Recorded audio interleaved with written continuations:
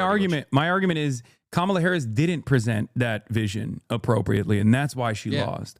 Like she should have sat there and been like, what do you guys think mass deportation is going to look like? This is verbatim, bar for bar, what I told both Democrat consultants and also party members, including Ro Khanna and many others, both privately and publicly. I was like, explain to people what fucking mass deportations are going to look like.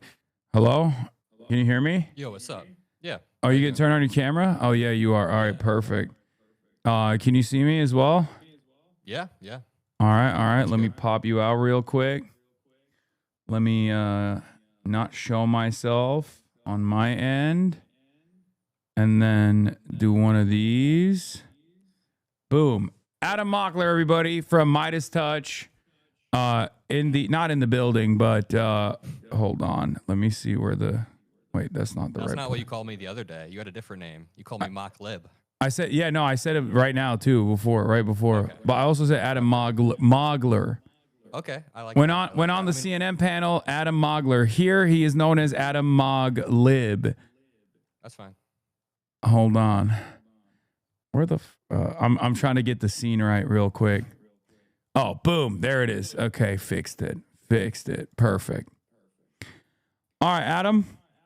Welcome to the broadcast. I think we're going to have a wonderful and productive conversation, even though I know that there's a lot of people on Twitter that hail you as their debate champion, and they're like, it's finally time. It's finally time to fucking destroy Hasan in the marketplace of ideas. I don't know if that'll happen, but wait, is there audio echo chat? Is that what's going on? Oh yeah, you're hearing me a little bit, I think, from your end. Let me fix that. Yeah, and I'll also up your volume as well. 1 sec. Yeah, it's a few things. Let me make sure you can hear me correctly. Yeah, I can hear you. Yeah, I cranked you want up. this to be a productive conversation. I want to make sure we can make some progress because I think we're all united in one goal of beating fascism at the end of the day. And I'm not here to shame anybody for voting one way or not voting one way. I honestly don't even think you guys all have to line up behind Gavin Newsom.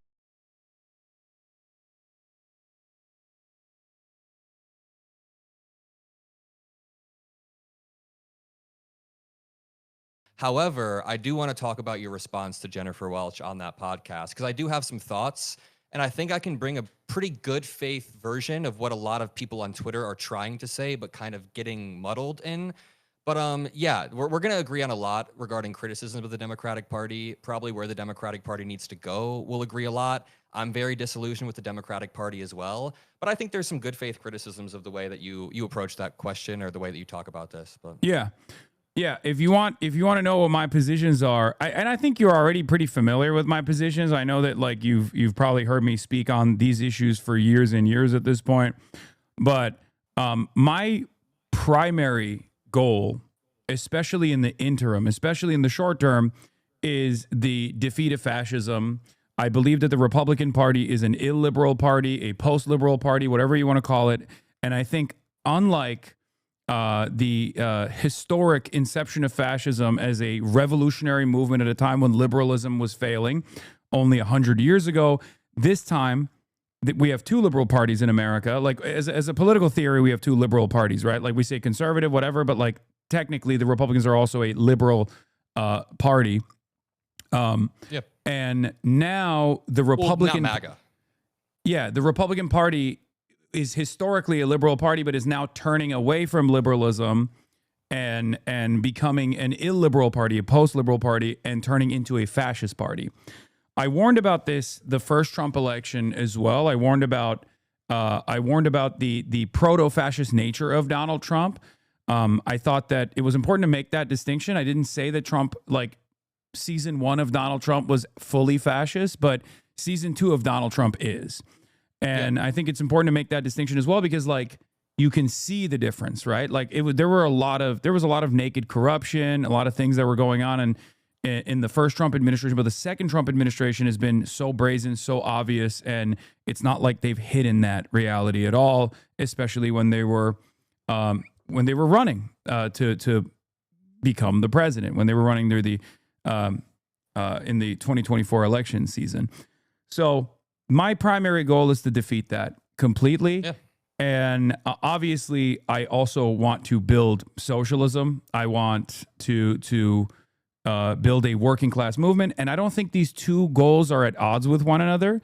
I think both historically and also in general, I believe that the evolution away from the liberal system that we exist under, that is now failing for the second time around, and making way for fascism. The only solution out of that is to build a working class based organized socialist movement. But yeah, those are my two main points. If you Yeah, I can, mean, I guess I want to ask you, do you think it would be easier, do you think it would be meaningfully easier to build this working class socialist based movement in a liberal society or an illiberal society?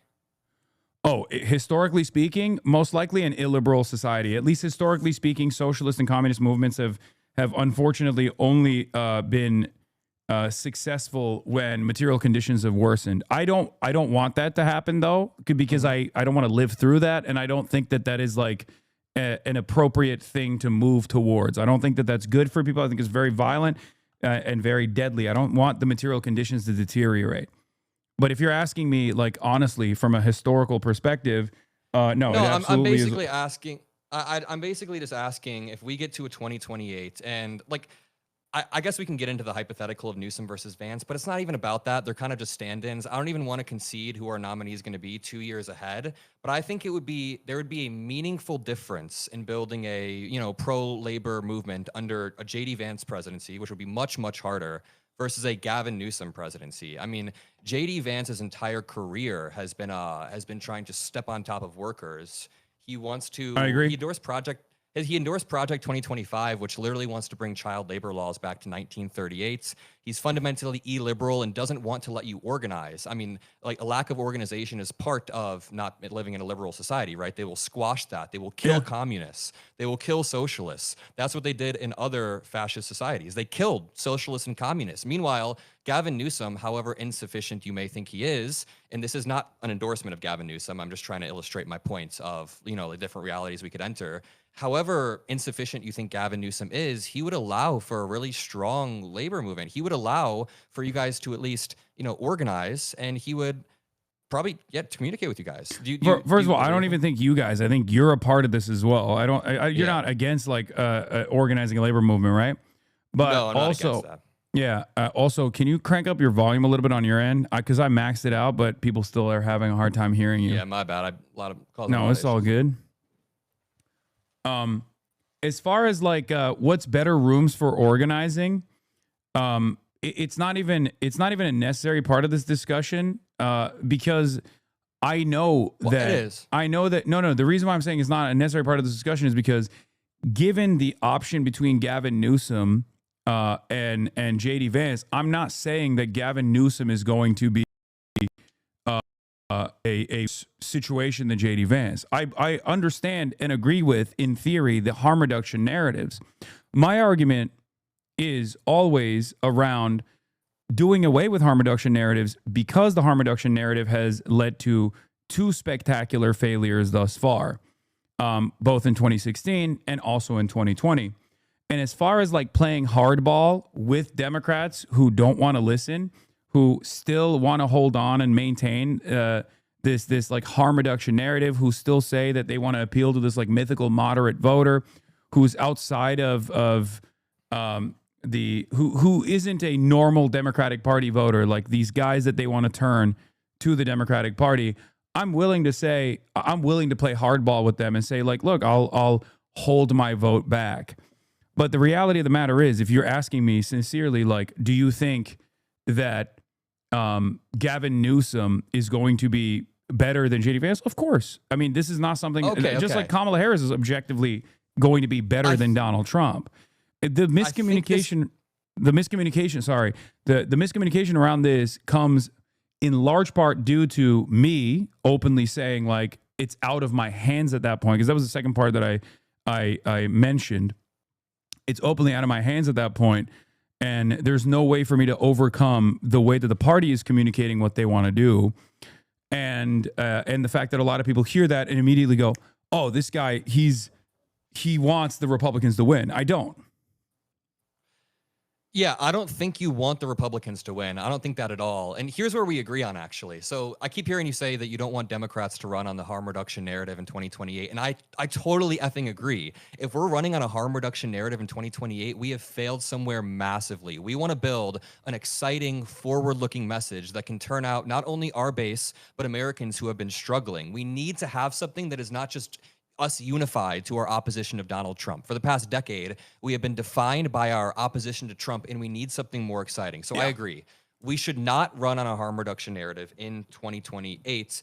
But like what you just said, how you just worded your statement was not how you worded it when Jennifer Welch asked you that question. No, You I said thought I at would that vote. point I would vote third party because it's out of my hands at that point. No, you said at that point it doesn't even matter. Yeah, at You that said point, at it that does. point Sorry, doesn't- that what I meant is it's out of my hands, which is the argument that I've made with Kamala Harris after like urging the campaign to listen to the warning signs that the people were giving them about their reluctance to address Gaza in a meaningful way, like signaling that they would truly be like an anti-war a party, even though Donald Trump is like a fucking warmonger, trying to get them to communicate that there are meaningful differences between their design overall, not leaning in and not conceding on the white nativist anti-immigrant narratives, knowing full well how devastating Trump's mass deportations were going to look like.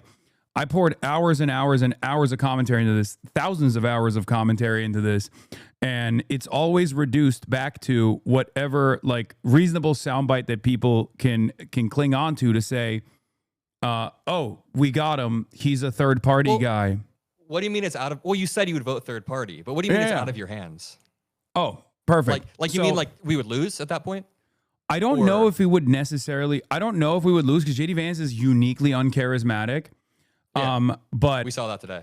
I mean, we see that every day, right? I mean, he's fucking disaster. I still think that Gavin Newsom is particularly weak against JD Vance, unfortunately. Sure. So I don't know. I feel like it would still be a toss-up at that point, partially because while JD Vance is not capable of holding the Trump coalition together, I don't even worry about JD Vance as much necessarily. I don't really worry about Marco Rubio. I worry about Tucker Carlson. I think Tucker Carlson has he's the real torch carrier of the MAGA movement. I don't even know if Donald Trump recognizes that yet or admits that personally, but I think it's there. And he fits the mold of an outsider, populist, anti-establishment television guy who understands how to communicate. He is charismatic as well. So that is really scary. So he is the one I'm actually terrified of, more so than Marco Rubio, who is like a straight line neocon. He's not going to be able to do the populist shit. And JD Vance is basically like evil Pete Buttigieg, like role reversal Pete Buttigieg, where like he also has that like McKinsey consultant vibe to him. I like to say when, JD Vance comes into your neighborhood, that like the coal mine is shutting down. Like he has the attitude of a guy who's going to be like, we see you, we hear you, but we have to eliminate some redundancies. And I think most working class individuals, regardless of the MAGA cult, kind of see that he is insincere. So he doesn't have that populist element. And he tries to make up for it by being like this gross little groiper, even though he has a Indian wife and Indian children. And therefore, even the super racists don't like him for that reason. So these are just like the two default positions that the Trump administration is like, looking at right now. But I do think it's like possibly going to be Tucker Carlson. Now, going back to Gavin Newsom versus JD Vance, Gavin Newsom unfortunately has a lot of the California stink associated with him. I love California. I live here. And there's a lot of exaggerations about how devastating California is, like how terrible the conditions are here. People are all doing crime and doing drugs and everyone's homeless on the street. But there is a real problem from the policy side of things with California. Gavin Newsom is, and he's demonstrated this already, beholden to corporate interests.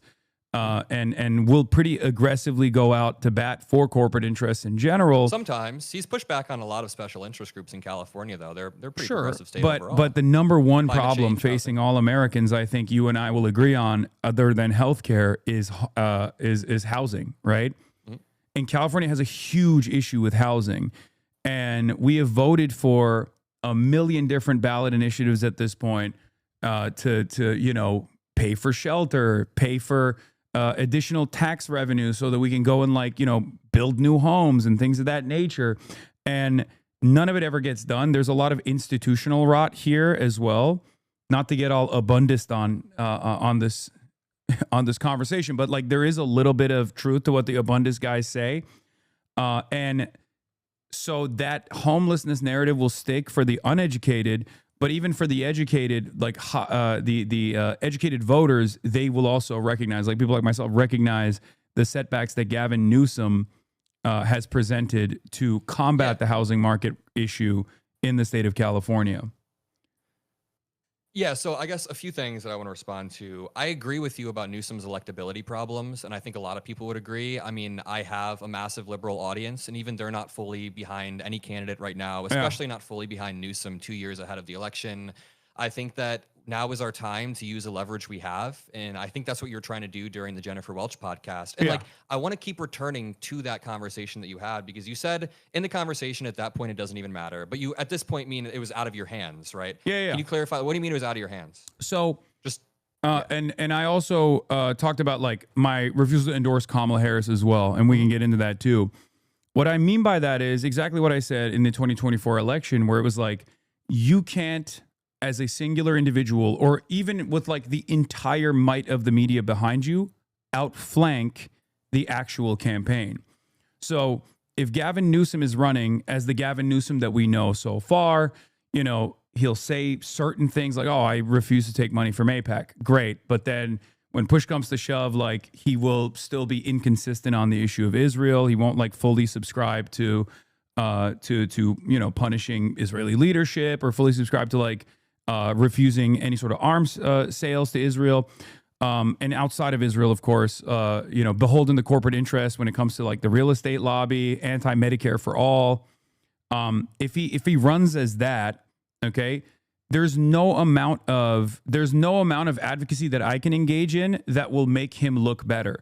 I can consistently talk about how much worse the Republican side is going to be. You were asked if you would vote for him. And I'm not even saying you should have said yes in that moment, but you were asked, would you vote for him? And you said at that point, it doesn't even matter. Here's what I'm getting at here. Yeah. I think there was a very solid answer you could have given that didn't outrage the liberals online as much. And I know that a lot of people flung a lot of shit at you on Twitter. That's always what happens. But yeah, I think there was an answer where you could have been like, listen, I refuse to pre-commit to any candidate 2 years ahead of a primary. They have to earn my votes, and that's what I want to see. And I totally get you're on stream like 8 hours a day. You're not always going to say everything perfectly. But here's where a lot of liberals online are mad, and here's where we're all kind of talking past each other.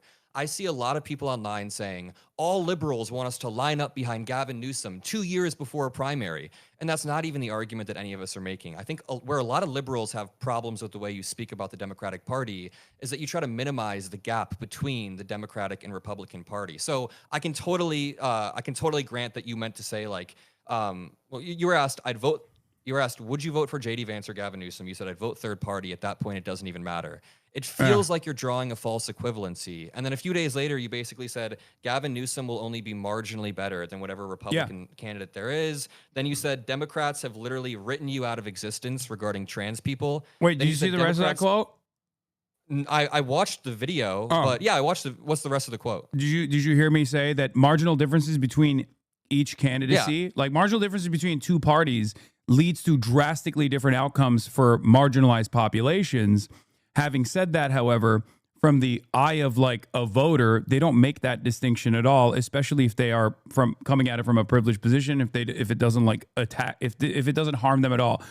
And not only that, a marginal. So you're kind of conflating two things. When you say there's a marginal difference between the two parties, I think that signals to people that either way they vote, it doesn't really matter that much. That's how people take that. When you say trans people you said like Democrats would shoot trans people in the back of the head, that signals that Democrats aren't really that different than Republicans, when that's not true. There's not a marginal difference between Democrats and Republicans. There's a very meaningful difference. If it was like Obama versus McCain and you said there was a marginal difference, I said fine. Democrats would, it's exaggeration. Democrats would kill trans people if it meant securing additional electoral votes.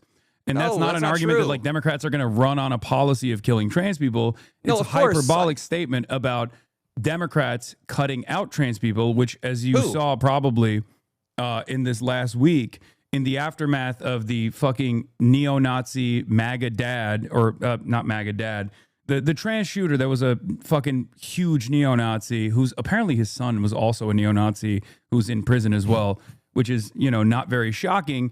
There were a lot of people floating around bad polls about, not bad necessarily from the polls are fine, but they were polls that made it seem as though the trans issue is something that we as Democrats should not actually advocate for. It was Laksha Jain. And I always go back to, obviously, the first week after the Kamala Harris election defeat, where a bunch of prominent Democrats, who got yelled at, to be fair, by other Democrats in the caucus, but a bunch of prominent Democrats went on television and immediately were like, we lost because of the trans stuff. They put a lot of overemphasis in the Kamala Harris is going to give bottom surgeries to Guatemalan transgender prisoners in immigrant detention facilities. My argument always is, if the Democrats actually put forth policies that people have to attack, like the Republicans have to attack, then the trans issue just becomes unserious and a relic of the culture war that people don't pay attention to. And in the absence of definable policies that you can associate with the Democrats, they become very defined by what their enemy, the Republicans, define them as. Yeah, so that's also, I don't actually yeah. I don't Go disagree ahead. with your analysis at the end there. I do think that if we had a more affirmative, unifying message, then people wouldn't care. Like Medicare for all would be really exciting for so many people. I heard you say this, and I actually agree there. But just because some Democrats went on TV after Kamala lost, and just because some Democrats that are floating polls around on Twitter that are showing people don't like trans, that doesn't mean Democrats don't care about trans people or have written them out of existence. Like the difference between Democrats and Republicans on trans people is not marginal. It is not slight. It is very, very meaningful. If you grew up in the state of Indiana, where I grew up, and you tell a counselor that you are having thoughts about, like gender dysphoria or you want to change your name, they have to go tell your parents. But if you go across the state borders in the state of Illinois, someone who you probably think is like a moderate billionaire, J.B. Pritzker, he's turned it into a sanctuary state where you can get your. I like JB's policies. Yeah, I'm very aware of this distinction.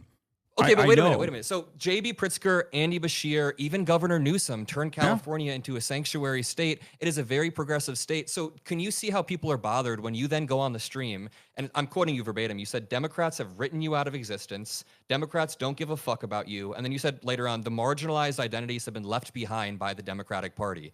You're kind of drawing a false equivalency, and then that brings me back to the Jennifer Welch clip. I'm trying to give you the strongest liberal argument here as to why people are mad. It's not because and by the way, I've heard this argument. I used to make this argument myself. Yeah, but you said at that point it doesn't even matter, and that kind of feeds into the broader apathy that you seem to be pushing towards. So there is a meaningful difference between Democrats and Republicans on trans issues, right? If you grew up in a Democrat or a Republican state, there's a meaningful difference between your quality of life. Can you agree with that?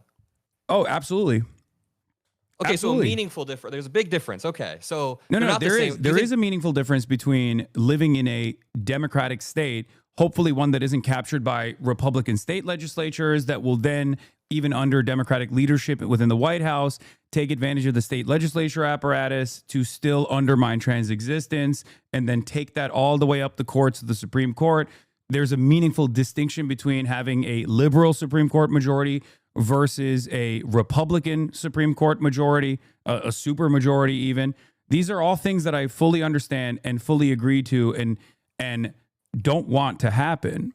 When I talk about the Democratic Party's lack of interest in like actively fighting back and counter messaging against the Republican misinformation around trans people, what I'm talking about is Democrats running from a place of fear.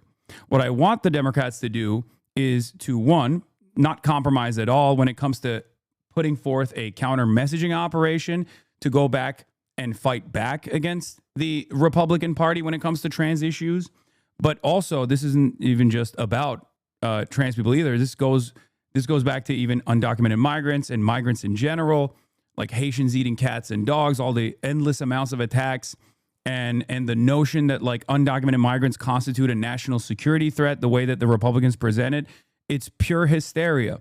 Something that I've told Democrats over and over again, urged Democrats over and over again, even when Joe Biden was president early on, down to the DNC, where I talked to them directly and told them to address over and over again with the hopes that they would, at the very least, push back against this so we wouldn't have seemingly a more like a bigger mandate, a bigger popular mandate for Donald Trump on issues such as that.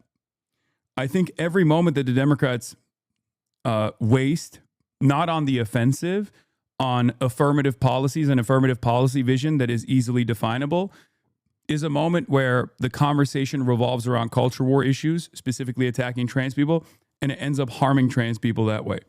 There is a big difference between a blue state and a red one in terms of trans existence. To deny that would be silly. I don't deny that at all. Good. What about between like a Newsom, if Newsom got everything he wanted in America and JD Vance got everything he wanted in America, do you think there would be a meaningful difference for trans people?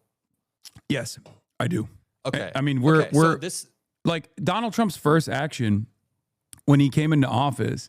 Like this might come as a surprise to people, maybe in your audience or people that have seen these clips, and assume that I don't think that there's any difference between a Democratic leadership or a Republican one. I will never work with Republicans. Well, I guess maybe Thomas Massey on like a very random issue. You know what I mean? A random issue that's like the Epstein files, something like that.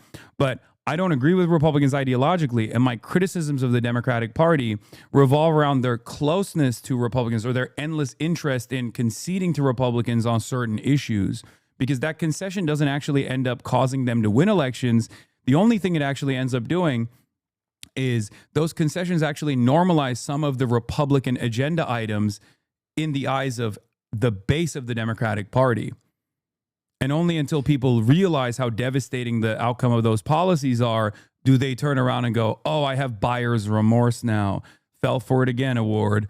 I didn't realize that the party that said they were going to do mass deportations is actually doing mass deportations. Or I didn't realize that those mass deportations were going to look so fucking violent and so disgusting that my neighbors were going to be in fear. Yeah, I agree. I agree with a lot of that.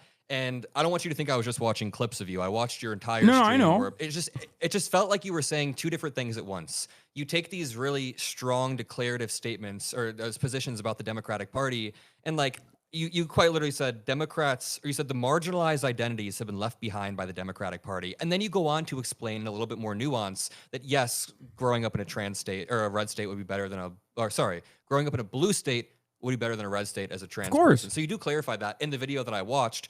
But can you then see how Democrats, or at least liberals on Twitter, who are just like seeing you repeatedly say this, Gavin Newsom will be marginally better than whatever the Democratic candidate is, but you then just said to me that you think he will be meaningfully better if he got into marginal differences in terms of policy in the way that they communicate it. Like Gavin Newsom, I don't know what he's going to run on in terms of, defending trans people, right? Like I don't know how big of a part of his advocacy this will be. I can only look to what he's trying to do, what he's trying to present himself as right now, right? Because we can look at his experience as a governor in California, but then if there is a significant difference that he's communicating now because he has ambitions in higher office, it's only causing to assume that he is going to probably pivot, like many other Democrats, to this mythical, this center for the mythical moderate voter. Do you think that that's an unfair assessment? Let's just start there, first of all. That he shouldn't pivot to the center? No.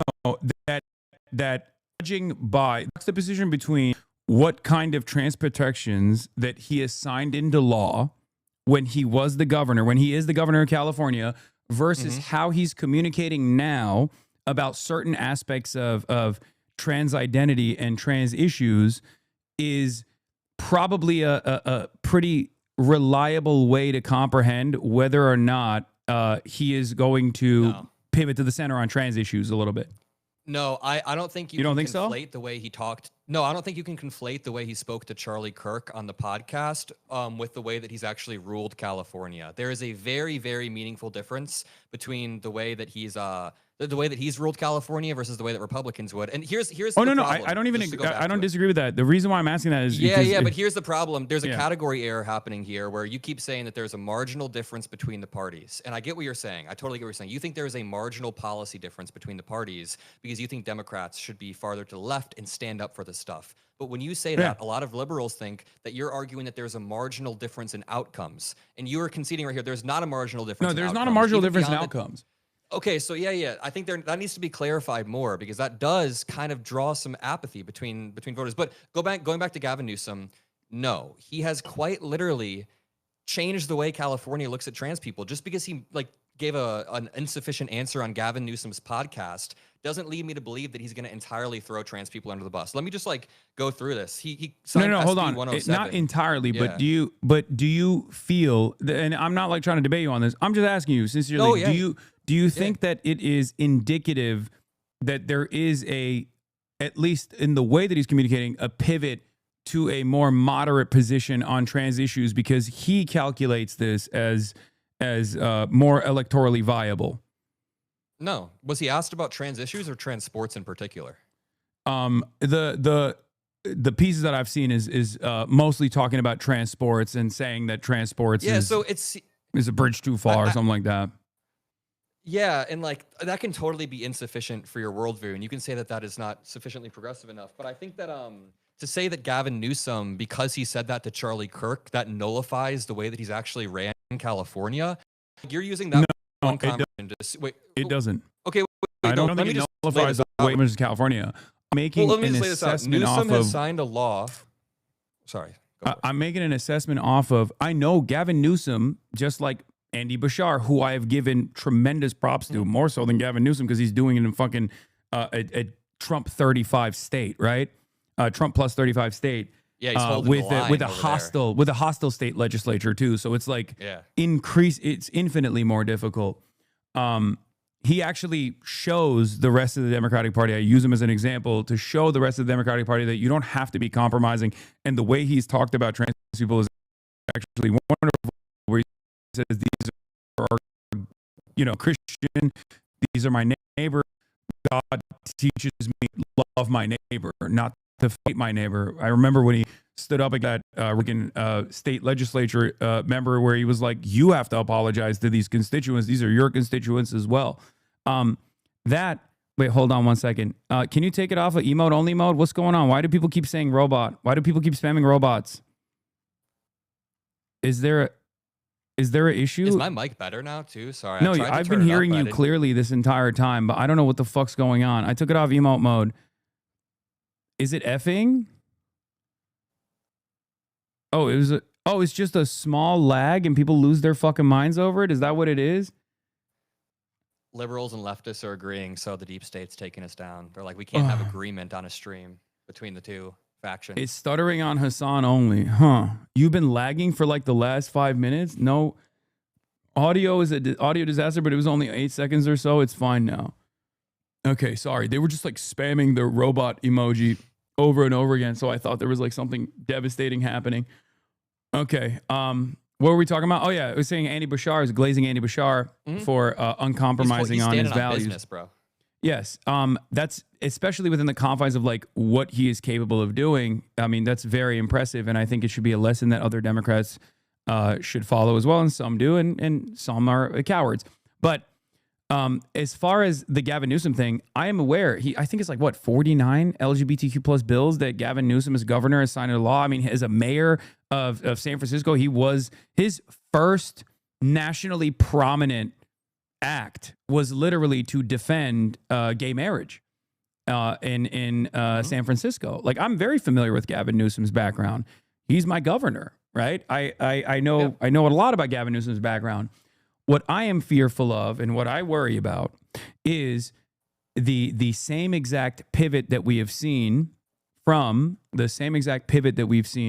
many Democrats that signal that they're invested in selling out trans people, or at least certain aspects of trans identity, whether it be sports, a conversation that starts off with the most appropriate angle to tackle that Republicans spend hundreds of millions of dollars against and create controversy around, this being, trans sports, to very quickly moving the conversation over to gender confirmation surgery, and a litany of different anti-trans bills that basically lead to making it illegal to be trans in public.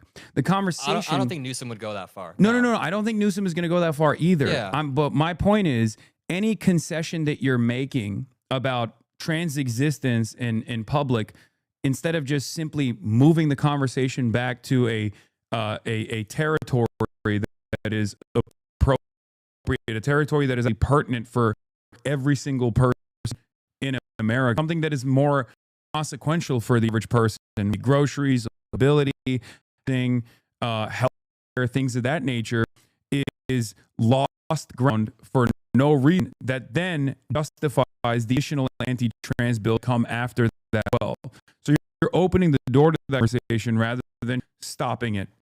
Fucking my argument.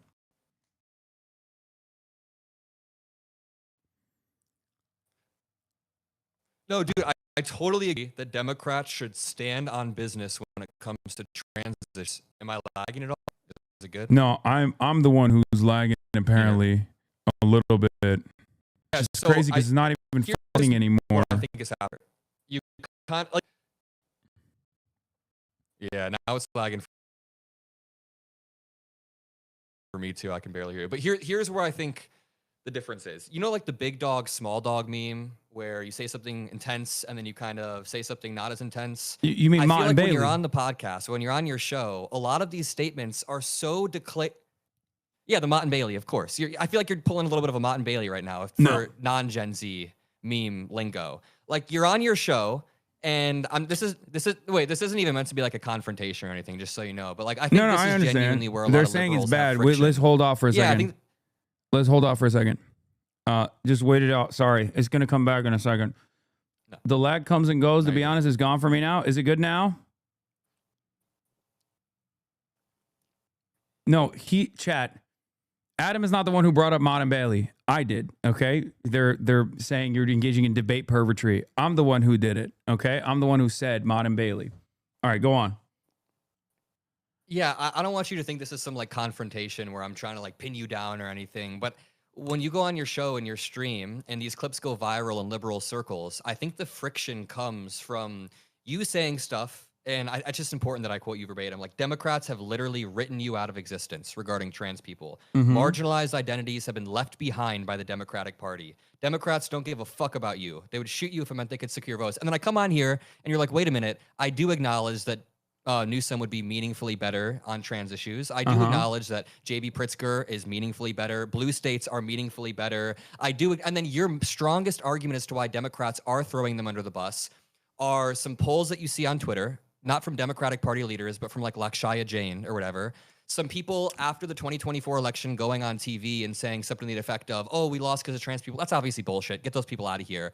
And then Gavin Newsom on Charlie Kirk's podcast. That's your evidence that the Democratic Party is throwing marginalized people or leaving marginalized people behind. I don't see it. And I do agree we should It's not just trans people either, by the way. This argument extends not just to trans people in general. It extends to different backgrounds as well, including but not limited to immigrants. These are two different arguments you're making, though. No, because like the reason why is because of what you've also seen that comes usually fairly closely after the end of that clip, which is the assessment that corresponds to my broader outlook, my viewpoint, which is that there is no reason to make these sorts of concessions whatsoever. It's like these are people who are infinitely more influential within the Democratic Party's ecosystem than someone like myself. Okay, every single time I talk, it starts fucking going down. Can you hear me? Can you see me? Sorry. What the fuck, dude? I hate the fucking ISPs. It's insane. Okay, I think it's back. They're saying we're good. Okay. Would you agree that I have a more nuanced approach to this issue than the way that clips present my perspective? Because even when we had the conversation, even when we had the conversation with Jennifer Welsh, like Jennifer Welsh and I had that conversation, there was an additional, 2 minutes of back and forth that we had where I was talking about how I watched it, yeah. Yeah, harm reduction narratives are exactly what a lot of establishment Democrats lean on in an effort to moderate their positions for the mythical moderate voter. And this is like their primary vehicle for driving voters to go out and vote. And it's been an abject failure every single time. It's bad. It leads to bad policies in general, and it's bad politics in general as well.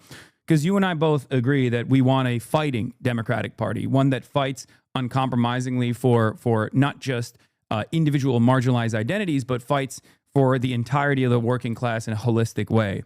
And absolutely, when they don't present themselves as such, and they've been pretty bad at it. I mean, I think I saw you even criticize Hakeem Jeffries as well, or Chuck Schumer at least, like recently, saying like they must resign. Yeah, our approval rating sucks. Yeah, there's a reason for that, and there's a reason for why there is like, I think only a 77% approval rating for Democrats within the party, right? Like we have a historically high disapproval rating right now for the Democratic Party. I think is like 21%, which is unprecedented for when a Republican is in office, a Republican that is as devastating as the Trump administration has been. That is a fucking massive alarm bell. And I feel like instead of recognizing that, we're still following along the third way neoliberalism of the past, all the way from Bill Clinton to even to a certain degree Barack Obama as well, where we just keep looking for a more moderate approach. And that's absolute bullshit. We should not do that. It's absolute bullshit. Okay. But sorry, I want to keep going back to the Jennifer Welch thing really quickly. So do you think that Democrats have literally written trans people out of existence? Or is that just hyperbole? Because if it's hyperbole, of course, no, it's hyperbole. Like Democrats are okay. Because the Democratic Party is a big tent party, but the Democratic Party also is, and this is just how it is for the Democrats in general. Can I finish my thought really quickly? Can I finish this thought I was having really quickly? Sorry. No, go ahead. Sorry. You said a minute ago, like, hey, don't I have... Sorry, no. I just want to finish this very, very quickly. You said a minute ago, like, hey, don't I have a more nuanced view than you would have thought that I had? And it's like, sure, but you're also just like saying two completely different things. You're giving a completely different argument. You've said, I'd vote third party because at that point it doesn't matter. And then you switch that to, at that point it's out of my hands. You've basically said like all of these statements are hyperbole. That was the argument that I was making.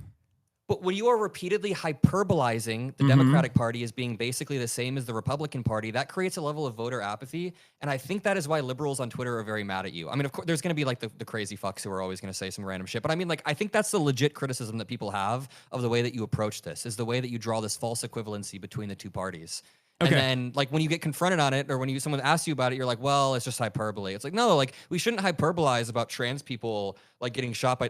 I know that that's not a serious thing you mean, of course. Yeah. I'm just saying we shouldn't, like, hyperbolize about how one party treats trans people versus another when there is a meaningful difference. And then when we're talking about the marginality between parties, you've said a bunch of times there's a marginal difference. You said Newsom would be marginally better than whatever the Republican is. But then when we talk about it, you say, no, there would be a meaningfully different outcome. Marginal differences between both parties lead to meaningful differences for the marginalized identities. That is something that I have consistently, that's something that I've talked about for the past 10 years. This is something that I acknowledge. I don't think that there is no difference between two parties, except for certain issues. There are issues where there are no differences, or at least there is like broad consensus politics, right? And if you want to explore that, that's actually the biggest part of my argument. The consensus that, for example, healthcare is going to remain privatized, and that with the exception of a couple Democrats on the edges, right, the party is broadly seen as a party that also wants to maintain private health care, right? Can you hear me? Yeah. Well, the Democrats want to maintain private health care. Yeah. Yeah. Okay. Oh shit. Now oh god damn it. I'm effing now. Hold on 1 second. Oh god. I will vote for any Republican that fucking fixes my ISP. Any Republican that shatters the oligopoly of ISPs in major markets like California, I'm voting for. Fuck it. That's a joke, by the way. Don't take that seriously. I know this is a serious... I was writing that down so I could quote it. Yeah. I was writing that down so I could quote it back at you later. And yeah. No. I'm in all seriousness. I'm not trying to be like... advocate for Republicans. I'll never vote for a Republican. I fucking despise Republicans. So I'm not trying to make it seem like I'm like here to like confront you on these quotes. Or No, it's fine. I think this is where genuinely this is a good conversation. This is a good conversation. Okay. So we were talking about like between the Republican Party wants to deregulate healthcare marketplaces even further at the behest of healthcare companies. Correct, right? Yes, yes. And the Democratic Party's solution, at least post Barack Obama, has been at least to offer subsidies to the population, subsidies that end up still not tackling like the for-profit healthcare structure that exists, but tries to keep that system alive. Would you agree with that? Yes, but just because Democrats are insufficient doesn't mean there's a marginal difference, and that doesn't mean there's a marginal difference in outcome. Like we agree on this from the the perspective, you see where I'm going with this from the perspective of the everyday working class individual. It's the difference between someone who is going to get their health care denied, right? Because they just simply because they deregulated it. There's no more protections for people with any sort of health complications, right? Like let's say they're completely destroying that on the Republican side, and the Democrats are saying no, we need to keep the current system, and we need to give the healthcare companies more subsidies so that at least like it's easier to pay for. Like you can still keep your coverage even with a pre-existing condition, but the healthcare premiums are going to continue to go up. From my perspective, harm reduction of that sort actually reflects the consensus between two parties, because the real two different planks here is private healthcare versus socialized healthcare. And the Democratic Party, unfortunately, unlike the Republican Party, is always judged by its weakest link. Because in order to advocate for more government in a country like the United States of America, where there's no confidence in the government, and in the post-Reagan era, unfortunately for the Democrats, they will always be judged by whoever is a part of the rotating villain structure that ends up undermining the policy agenda that Democrats are running on. And from the perspective of the average person, from the perspective of the average American individual, they don't actually look at it and go, well, the Democrats are trying their very hardest to make sure that at least my health care is affordable. Some might, right? But most don't. Most look at it and go, okay, neither party is doing anything for me. What the fuck is this? So that is why I say, from the perspective of, for example, healthcare, this bipartisan consensus on private healthcare as opposed to socialized healthcare is a major one. The conversation should not be kept within the confines of what can we do within the private healthcare system. The conversation should expand to socialized healthcare versus privatized healthcare.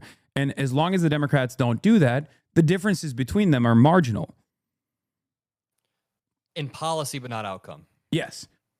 Yeah, okay, that's a really important. Yeah, because that's a really important distinction. I can celebrate Barack Obama's accomplishments of like adding pre-existing condition coverage to healthcare, or allowing people to stay under their parents' insurance program for 26 years old, or getting millions, tens of millions of people healthcare through Medicare funding, even though the Republicans basically stopped that in red states for a very long time, and it led to tens of thousands of people dying. But at the end of the day, from where I'm standing, from the way I approach the subject matter, the difference is Democrats are offering, let's say 100,000 people a year are dying. If 100,000 less people would die every single year if we had socialized medicine, and there was no issues between access to coverage at the point of purchase, right? Because it's free. Versus 200,000 people die with the Republican agenda, but with the Democratic Party's agenda, 100,000 less people die. So the difference is still, from where I'm standing, 100,000 people that should get access to healthcare, but they're not getting access to healthcare.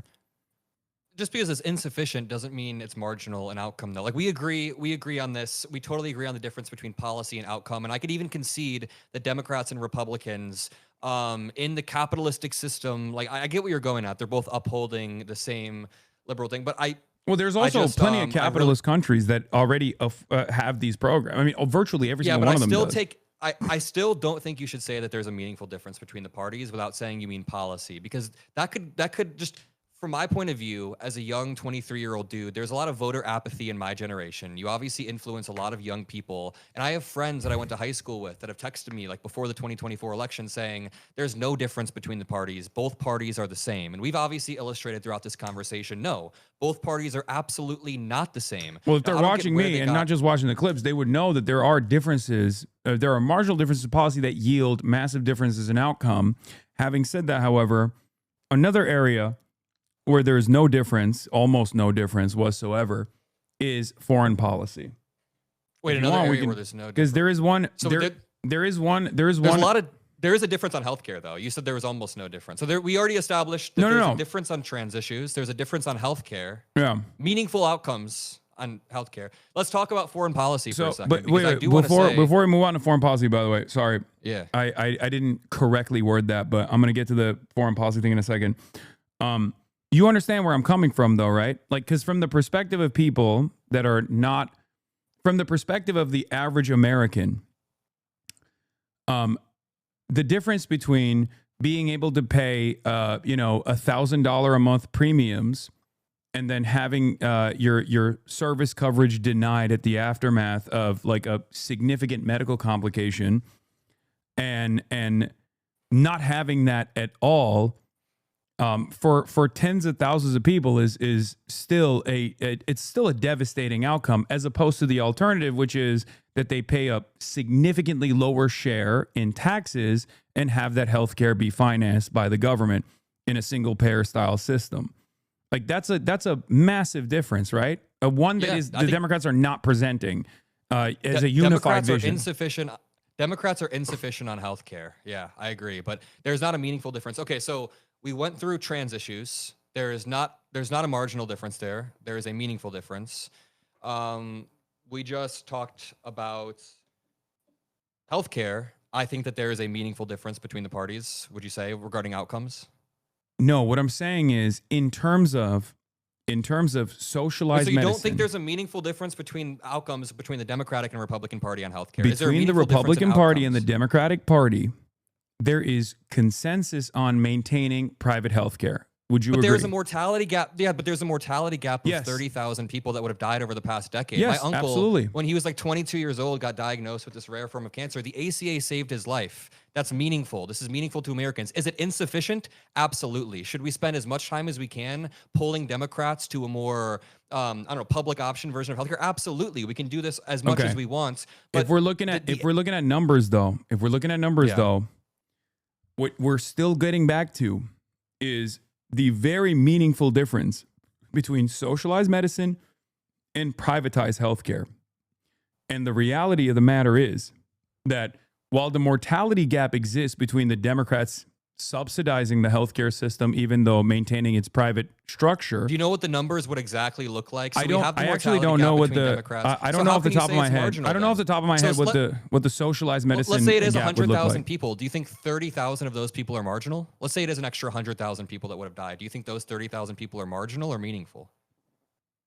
No, you understand the argument I'm making, right? I'm saying that 100,000 more people would survive if they didn't have their medical care covered, or if they didn't have their medical care denied. There are people right now in the United States of America that choose to forego diabetes medication and die because they just simply can't pay for it. Like that's not that's I think you and I both agree that that's completely unacceptable, right? Absolutely. I think that the US healthcare system is pretty awful. And from my perspective, that is a meaningful difference, is what I'm saying, especially when compared to the consensus that is represented as far as maintaining a private healthcare system. So it's even a much larger number, is my point. Yeah, I get what you're saying. So I think that because I will always agree with you when you say that Republicans are worse than the Democrats, regardless of like the hyperbole moments or whatever that people clip to present a false narrative that I very quickly will explain after the clip ends, usually, which is unfortunately outside of my hands because, you know, we do live in a clip culture. It's people want to argue past one another, but you seem to minimize how different the parties are a lot, though, like a lot, and it's harmful. Yeah, dude. because like I said, because the perspective that I'm coming at is the fact that a Democratic Party that still maintains that same consensus on maintaining private health care It's still meaningfully better. But it doesn't. It ultimately doesn't matter. Like in the grand scheme of things, if we're saving 100,000 lives, and the Democrats are saying no, we're only going to save 30,000 lives, then there's still 70,000 lives that are lost. And that doesn't matter to you? What do you mean that doesn't matter? I think we're talking past one another. There is a far larger number of people that are dying in the uniparty consensus. Okay. I absolutely agree. There is a far larger number of people that are dying in the uniparty consensus, and due to that, the healthcare system needs to be reformed. It is currently insufficient, but I can grant that and both say the 30,000 people that have saved their lives are meaningful, as we've agreed. So I think that we don't have a disagreement on, like, that's the reason why I was also an advocate for the Democratic Party shutting down Congress when the Republicans were ironically trying to do the harm reduction narratives on their side, when they were like, well, every day that Congress is shut down, where we're not conceding to your very reasonable demands about funding healthcare and adding, the additional COVID subsidies back, you're allowing tens of thousands of, or if not millions of public workers to be furloughed and possibly die. Like, the point I'm trying to make is in a much broader vision that is both politically beneficial, electorally beneficial, the Democrats refusing to take seriously because of the donations that they get from healthcare companies that want to maintain, that have a financial interest in maintaining a private healthcare system. The Democrats are writing off the additional 70,000 people, and they're getting away with this argument by presenting it as a lesser evil argument, because it's true. Lesser evil argument is the lesser evil argument. The harm reduction theory is correct. But because of the harm reduction theory being correct, the Democrats lean on to that rather than actually advocate for a bold vision. And at times they even lose the election, but it seemingly doesn't matter, right? I think what we should do before the 2028 primaries is push our party as much as possible to reject the type of special interest groups that have led to this over the past decade, have led to the Democratic Party kind of feeding into this. But so I don't mean to keep hammering down on that point, but I do want to go to foreign policy, because I think we can illustrate that Can you just say if you agree, yes or no here? So the Democratic Party has meaningfully different outcomes when it comes to trans people. Yes, right? The Democratic Party has meaningfully different outcomes when it comes to healthcare. The Democratic Party, marginal or not, in terms of their different approach to both, well, healthcare is even more marginal, but the Democratic Party's approach to these issues, from the perspective of the people that are receiving it, from the perspective of the people that are looking at it, from the way that they angle the conversation, the way that they move to a centrist position on a lot of these key positions, is marginally different, but marginal differences yield significant outcomes for the people. So the average person views the policies as marginally different, even though they're the ones who are receiving the outcomes. Like the person who either gets insulin 100%. Do you think that the average American is making a reasonable, a rational decision when they're voting? Not the average American, but the Americans that are affected. Like if you need insulin and you get rejected due to a Republican Party, that's meaningful. There's meaningful outcomes there. And yet they still make irrational choices all the time. I mean, I think I didn't think you'd disagree with me on that. Yeah. How many people with like immediate undocumented family members voted for Donald Trump? Yeah, that's true. That's fair. They are insanely irrational in their decision making. That's why I always say you have to have a definable agenda that makes you that makes you viable at the elections. There's two different problems here. People are going to be irrational actors no matter what, though. People are going to be irrational actors no matter what. That's why you got to fucking bludgeon them in the head. That's why you got to bludgeon them in the head in the same way that Republicans unfortunately do very well and they have less structural hurdles than the Democrats do, obviously, in this situation, but they bludgeon people in the head by saying, make America great again. Here's what those values mean. And then they just like add a bunch of nonsense into it. They engage in hyperbole. They regularly will be definable by their policies. Build the wall. It's like very simple. It's very simple stuff that they actively harp on. And the Democrats are constantly running on a defensive posture. And my argument is the reason why I think they're running on a defensive posture is because they can lean into the harm reduction narratives. Because the harm reduction narrative is a correct approach. It is correct in theory, but given that most voters are making irrational decisions, unless they're literally fucking bludgeoned in the head with it over and over again to spell out those party differences, they're not going to make a rational choice. And many of them are not even going to vote at all. My community, on the other hand, by the way, overwhelmingly voted for Kamala Harris, but that's besides the point. I mean, virtually every single person in my community voted for Kamala Harris, contrary to what people say. If it's 2028, man, and we're running on like harm reduction narratives in the general, I will be very, very disappointed. I hope that we have a really, I'm excited. Okay, you'll be disappointed. So you understand what I'm saying though, right? Then don't you feel like it would be out of your hands as far as like what you can do? Because at that point I can...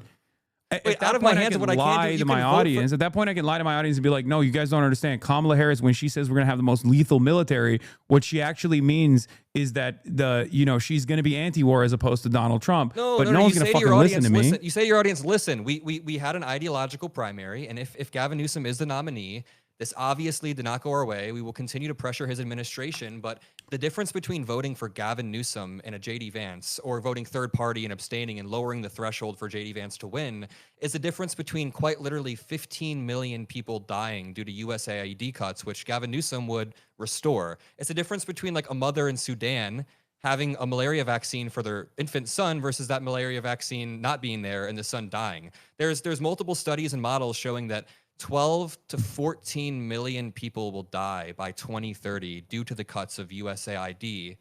And I think that the onus is on us in 2028, whether it's Newsom or another candidate, to be at the end of the day, be like, yeah, we have to suck it up and we have to not only just reduce harm marginally. I hope that Gavin Newsom never runs on even if he's going to restore USAID, I hope he doesn't try to run on restoring USAID, because I feel like that will lead to a significant defeat. He should not run on restoring USAID. No. Even if he's going to do it, I'm not even saying that's a bad thing. Yeah. I'm saying he should not be. He should not be running around being like, I'm going to restore USAID. That's why you should vote for me. No, that's totally fine. But this matters. There's I don't disagree with you. I don't disagree with you on that either.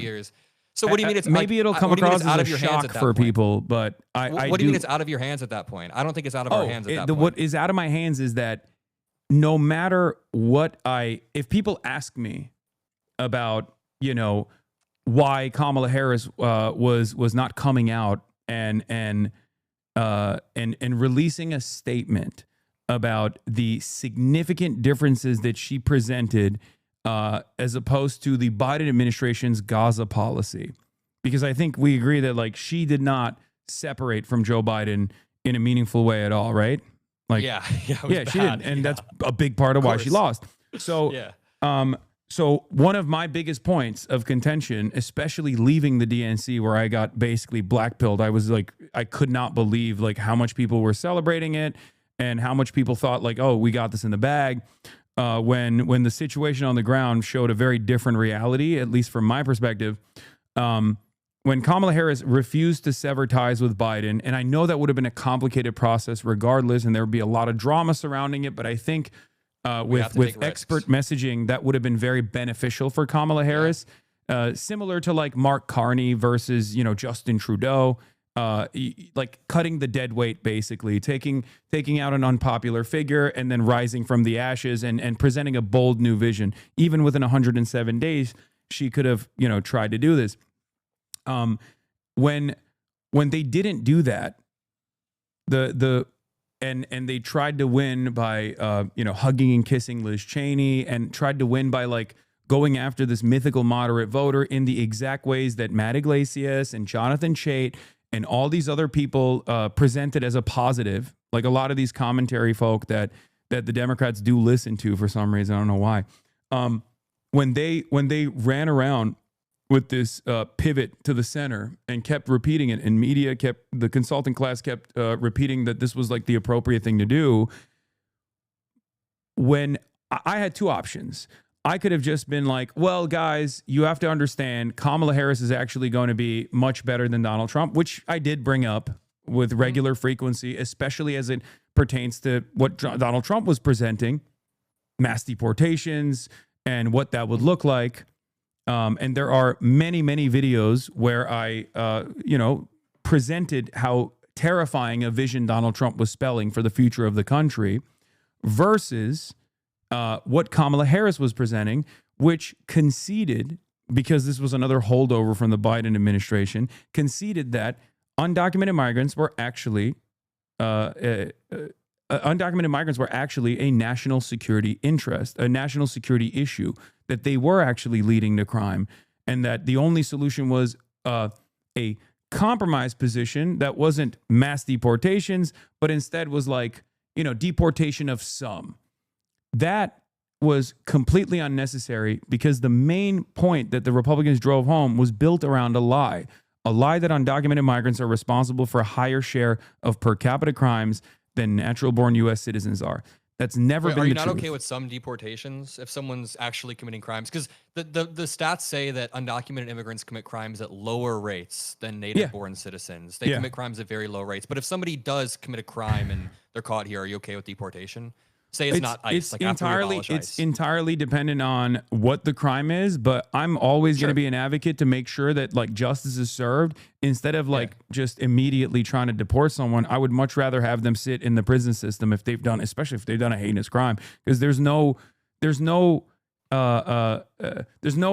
assurance that that person is actually going to stay in prison when they are sent to a different country. So I actually don't even fault you for not endorsing Kamala in 2024. I mean, I personally think she was way, way better, and I'm sure that we can talk about the impacts that Trump has had, and we'd agree. But I mean, yeah, if she's gonna run in such a risk-averse way, I can understand that. I just I think before we move on to the forward-looking message, like of the Democratic Party, my argument is Kamala Harris didn't present that vision appropriately, and that's why she lost. Like she should have sat there and been like, what do you guys think mass deportation is going to look like? This is verbatim, bar for bar, what I told both Democrat consultants and also party members, including Ro Khanna and many others, both privately and publicly. I was like, explain to people what fucking mass deportations are going to look like. You guys are running scared. I know you see the polls that say 66% of the public want mass deportations. They don't know what that looks like. It's up to you to explain to them what that looks like. And when they don't do that and they cede ground unnecessarily on this argument, they end up causing a spectacular defeat where Donald Trump does come in and actually does start the process of mass deportations. That was my argument. And that's precisely what I mean when I say it's out of my hands at that point, because no matter how much I yelled both at the Democrats, no matter how much I advocated for every single day about how devastating a vision Donald Trump would look like if he actually won, the Democrats still chose what they chose to do. That's what I mean when I say it's out of my hands. I don't know exactly how Gavin Newsom is going to run. We don't know yet. It's too far out. But my assumption when I say it's out of my hands is that Gavin Newsom represents the same old business as usual politics that Kamala Harris ran on, that Democrats have run on in the past, with the notable exceptions of Joe Biden and also Barack Obama. Both ran on an objectively progressive policy agenda. They didn't legislate that way, but they did, objectively run on a much bolder policy vision than they actually ended up fulfilling. But my point is, if you don't do that, if you don't run a bold policy agenda focused vision, you are going to lose to the Democrats. And I fear that that's what Gavin Newsom is going to do. And that's why I meant like it's out of my hands at that point. There's nothing I can do to salvage the reputation of the party, because I've been there. I've been there in 2016. I was there in 2020. Luckily, it worked out. And I was there in 2024, and it didn't work out again against Donald Trump. That's my argument. Yeah, so I agree that Kamala Harris definitely should have taken more affirmative stances. One of my big problems with her is that she was super risk averse. I think that as a former prosecutor, there was a trope that she was just very meticulous with every single thing she does. And I think that's representative of a broader Democratic Party that is just very risk averse. And while they're risk averse, they'll also finger wag and shame you over and over for not voting for this candidate in that way. I mean, the Democratic Party definitely has me disillusioned. But yeah, I mean, I don't think it is out of your hands at that point. I mean, the messaging maybe, like the messaging apparatus of the Democratic Party, if Newsom and Vance are the nominee, is not out of your hands. But there's still an entire administration that you can pressure and push if Newsom were to win in your direction.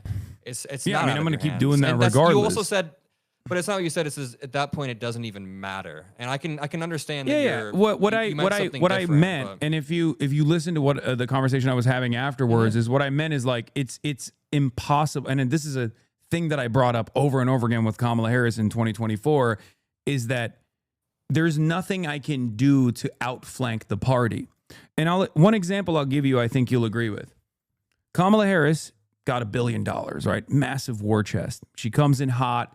She comes out with this, I thought it was going to be a visionary agenda. They choose Tim Walz. They're coming out of the NC. I'm a little shook in my confidence in the party. And they dump $30 million to the television market in Pennsylvania. And the polls didn't even move a little bit. That was a major sign of alarm, major sign for concern for me. At the time, I said, this implies that people are hearing the message, but they're not identifying with it. They don't like it. They don't like what Kamala Harris is presenting, because at that point, no matter how much money you spend, no matter how much you tell people that you're going to be better, that you're going to be better than the Republicans, and here is why, they were not responding positively to it. And that should have been a really important point for Kamala Harris to pivot away, go back to the drawing board, and potentially come out with a more bold vision for change. They didn't do that. And that was that's precisely what I mean when I say it's impossible for me to outflank $1 billion of ad spend, Taylor Swift endorsements, Beyonce endorsements. I'm not saying I'm a small bean and I'm just like utterly irrelevant. Of course. No, we're not. I don't even think you can change the results of the election. That's not even what I claim. That's what a lot of people yell at me over. They make it seem like I was the singular kingmaker or something. That's really dumb. And any liberals saying that dumb, any liberals saying that you need to line up behind Gavin Newsom, what the hell? It's 2 years out. Why do you think so many liberals were mad at that Jennifer Welch clip? Like, what's your steel, man, if I could ask? What do I think about it? Like, no, why do you think so many liberals on Twitter were at your throat? It's the same. It's the same reason why everyone said the Bernie bros were the reason why Hillary Clinton lost. It's the same reason why people still say third-party voters are the reason why Kamala Harris lost, even though if all third-party voters, I'm sure you know, voted for Kamala Harris, she still wouldn't have won the election. It's people looking for an alternative. It's not that their vision of what the Democratic Party should be doing is incorrect entirely. It must be something else. So they're just looking to blame someone else. And I'm fine being that guy. If they want to blame. I honestly disagree. I think a lot of the liberals I talk to and a lot of the people in my audience don't think what you just said. I've got a massive liberal audience online. Yeah, I didn't ask them about this. I don't know. But I genuinely think a lot of the criticism I saw on Twitter goes back to the conversation that I was kind of trying to not pin you down, but I was kind of trying to return to it over and over, is the way that you word these things on your stream. I genuinely think liberals take problem with that. Some people will be looking for a scapegoat and will say that third-party voters cost Hillary the election or cost Kamala the election. I mean, it's not. I don't think it's true in the case of Kamala, but I think that no one expects you to change the results of the election. Or maybe not no one. No reasonable person expects you to change the results of the election. No reasonable person expects you to jump up and down and start throating Gavin Newsom 2 years before we even have our candidates there. No reasonable person is going to say, if you would have said, I refuse to pre-commit to any candidate and I want to use my leverage and I want to make sure that we have an ideological battle and I want to come out on top, I'm not going to commit to anyone. I think you could have minimized the amount of liberal damage. And you did explain right after why you didn't vote for Kamala and how it was the same. The clip was way before. The clip ended way before that. Yeah, but you're saying something different too now. You're saying it's out of your hands, but you did word it, and you're live a lot every single day, so you can't word everything perfectly, but you literally said at that point it doesn't even matter. One day prior, you said Newsom is marginally better. When liberals see all of this in totality, it's like, wow, this guy doesn't think that the Democrats are even different, and this guy has a lot of apathy towards who wins. It came off as apathetic. And I think there's a common criticism online. Do you feel like some people want to feel like I'm apathetic? Do you feel like, well, one, there's two different reasons for, there's two different things I want to mention here. One, the plurality doesn't vote, and therefore the plurality is apathetic, right? My audience, as I've demonstrated already, is not apathetic, and they are voting for the Democratic Party when push comes to shove. I think the plurality would be less apathetic if we could illustrate more. I think the plurality is apathetic because people say there's a marginal difference between the parties. Okay. If we could illustrate. This is a good point. So you think it's people like myself and others that are creating this apathy and not the multi-billion-dollar messaging infrastructure of the Democratic Party that is making it seem as though the differences are either completely irrelevant for them, No. It could be both. or I think it could be both. inconsequential. No, I think it could be both. It can be both and. Two things can be true at once. So the this Democratic is good. Party This is good, 'cause that was the definitely point I was insufficient. No. making. But It's that both was and. the point I was Democratic making. I Party was is saying like you can't incredibly outflank. insufficient. Okay, sorry, keep going. Sorry. Well, that is precisely my point, which is that I can't outflank the party. If the party is constantly communicating that like they're going to be moderate, they're going to have only marginal differences, but like they're going to be the adult in the room, and that's what they're communicating. My reflection on that as being devastating is not going to actually change people's minds that were going to previously vote for the Democratic Party and don't. And that's precisely the reason why virtually everyone in this community voted for Kamala Harris, regardless of the setbacks that she, regardless of her election hangups. And that's the reason why I don't necessarily care what liberals say on the internet. Like if they want to yell at me, it's fine. But one of the things that they consistently mention is like, oh, he's popular because he's shitting on the Democrats. And that is the problem. Like you're basically recognizing that the Democratic Party is an incredibly unpopular brand. And we have to fix that. If you want the Democrats to actually consistently and reliably win elections, which I care a lot more about the policy agenda than I do about like, Democrats as a brand, as a party winning, right? Sure. So that is the issue. And these guys don't understand that that's the issue, and constantly recycling harm reduction narratives over and over again doesn't actually make people on the outside, the plurality of voters that do have that apathy, take a different look at the Democratic Party. It just makes Democrats look like smug elitist assholes who are entitled to your vote. And for them, I think it can be both and. It can be both and. The Democratic Party definitely needs to message better and draw the difference better. But I also think that the way that you speak about it, I'm not blaming it all on you, by the way, not even blaming it mostly on you. I think that the way people speak about it as if the parties are the same does create that type of apathy as well. When they're not the same, we've walked through this entire stream how there are meaningful differences.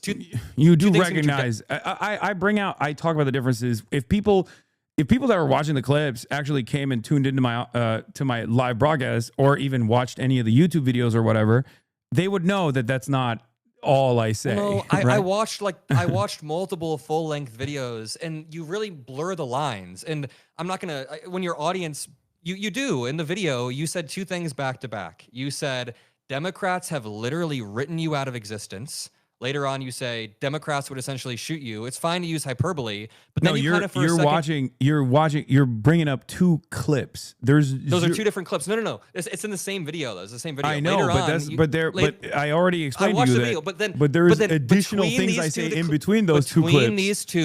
Between these two strong declarative statements, you for a second say, yeah, sure, being a trans person in a blue state is probably better than a red state. And then you go back to saying the next statement. The idea that and there are a million examples I can show you if you want to see it, but the idea that I don't actually maintain the validity of the harm reduction argument, I just don't present it as the number one solution. I recognize that there is a difference between the Democratic Party and the Republican Party. The clips that people oftentimes will recirculate will be on issue-specific things like Israel, Palestine, like the continuation of genocide, right? Like both off of the genocide that unfolded when Joe Biden was president and Kamala Harris was vice president, and also the way that Kamala Harris communicated about what she would do differently from Joe Biden, which was unfortunately nothing, right? Like there are certain aspects of we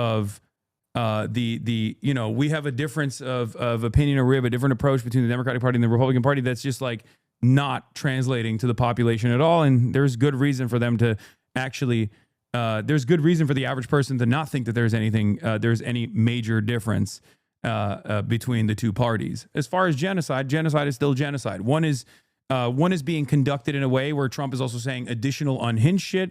The other one is being conducted where Joe Biden keeps saying, oh, we have red lines, and then Benjamin Netanyahu keeps crossing them, right?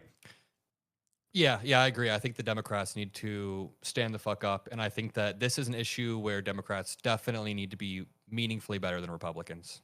Yeah, I mean, it's not even just like because it's electorally beneficial. It's also unconscionable in general. And that was the reason why I said given both Kamala Harris's lack of interest in like communicating a different vision for what will happen with her leadership between United States and Israel, and given her tendency to lean into Joe Biden's agenda on migration, people were looking for the a right change wing agent, bill, for sure. the right wing bill that they passed, that they packaged as a bipartisan bill that was like almost single handedly written by that fucking Oklahoma senator that basically offered money to build the wall. Like all of these things that they went back on, people are stupid, but they're not that stupid, right? If you say you're like anti build the wall for years and years, and then you're like right before the election on October 6, 2023, you unveil a spending package that has money to build the wall, people are going to look at that and go, oh, so Republicans were right all along that immigrants do constitute a national security threat, and you guys were just fucking lying to us. And all you end up doing in that situation is you don't get the moderates to come to your side to go, well, there's a reasonable immigration agenda here, and the Democrats are the only party that's going to advance this reasonable immigration agenda. No, most people in the Democratic Party say, oh shit, I guess undocumented migrants are doing the rapes and the decapitations or whatever the fuck the Trump administration is saying. I think maybe they were right. Kamala was pretty clear that that's not true, though. I mean, Kamala drew the line. I don't think she played into Trump's anti-immigration criminal rhetoric as much as but he did. The concession is within the legislation. The concession, you don't come forward with first of all, she had plenty of fucking I'm going to be strong on the border videos. Wait, were you okay with strengthening the border from Biden era? Or did you want to continue Biden era policies? Because right now, I thought the Biden era policies were horrendous, because the first 100 days of immigration that he ran on, he did not accomplish at all. If you go back to 2021, I believe it's in the month of February, where I said, if the Biden administration, when the images came out of Customs and Border Patrol whipping the Haitian migrants at the Texas border, you remember they had the reins on horseback? And I said, the Biden administration promised a comprehensive first 100 days of dealing with the humanitarian crisis at the border. And they had a lot of really good policies in there. And those policies were supposed to revolve around expeditious processing of migrants that are coming in and offering them temporary protected status, going through expeditiously on their asylum applications, and making sure that they are relocated, appropriately all around the country. And they got so scared that the Republicans started instantly hitting the immigrants are coming in to do rapes lines over and over again, that they completely backed away from it. And they thought, as long as we don't address it, it'll go away. And then Greg Abbott came out, Ron DeSantis came out, and they did the whole human trafficking scheme, if you remember, where they took undocumented migrants that had crossed the border to legally apply for asylum, and then they shipped them to Long Island and all these other places with the express purpose of ruining the immigration process that was already underfunded. At the time, I said, Joe Biden needs to punish Greg Abbott. He needs to throw Greg Abbott in prison for human trafficking. He needs to do the same thing for Ron DeSantis. He needs to play hardball. They didn't do that. No one was held accountable. And all it did was create a $12 billion budget shortfall in places like New York City that the federal government did not give immediate aid to, that they could not give immediate aid to, because they purposely bricked the immigration system that exists. Because these guys are supposed to be processed in Texas. The courts have adequate funds to have these guys be processed in the state of Texas, right? And they didn't do that. They didn't do any of that. And that's the reason why over the course of the 3 years, Joe Biden went from having a popular agenda on immigration, winning the popular vote, on a much more progressive agenda on combating immigration with a more humanitarian framework, moving towards amnesty, which again has always been broadly popular as opposed to mass deportation. And he didn't do that. And then they conceded on the right-wing attitude, on the white nativist anti-immigrant sentiment. And that's the reason why they lost the election. Yeah, I think that Biden's immigration policy left a huge vacuum for Donald Trump to then come in with the most far-right immigration policy possible.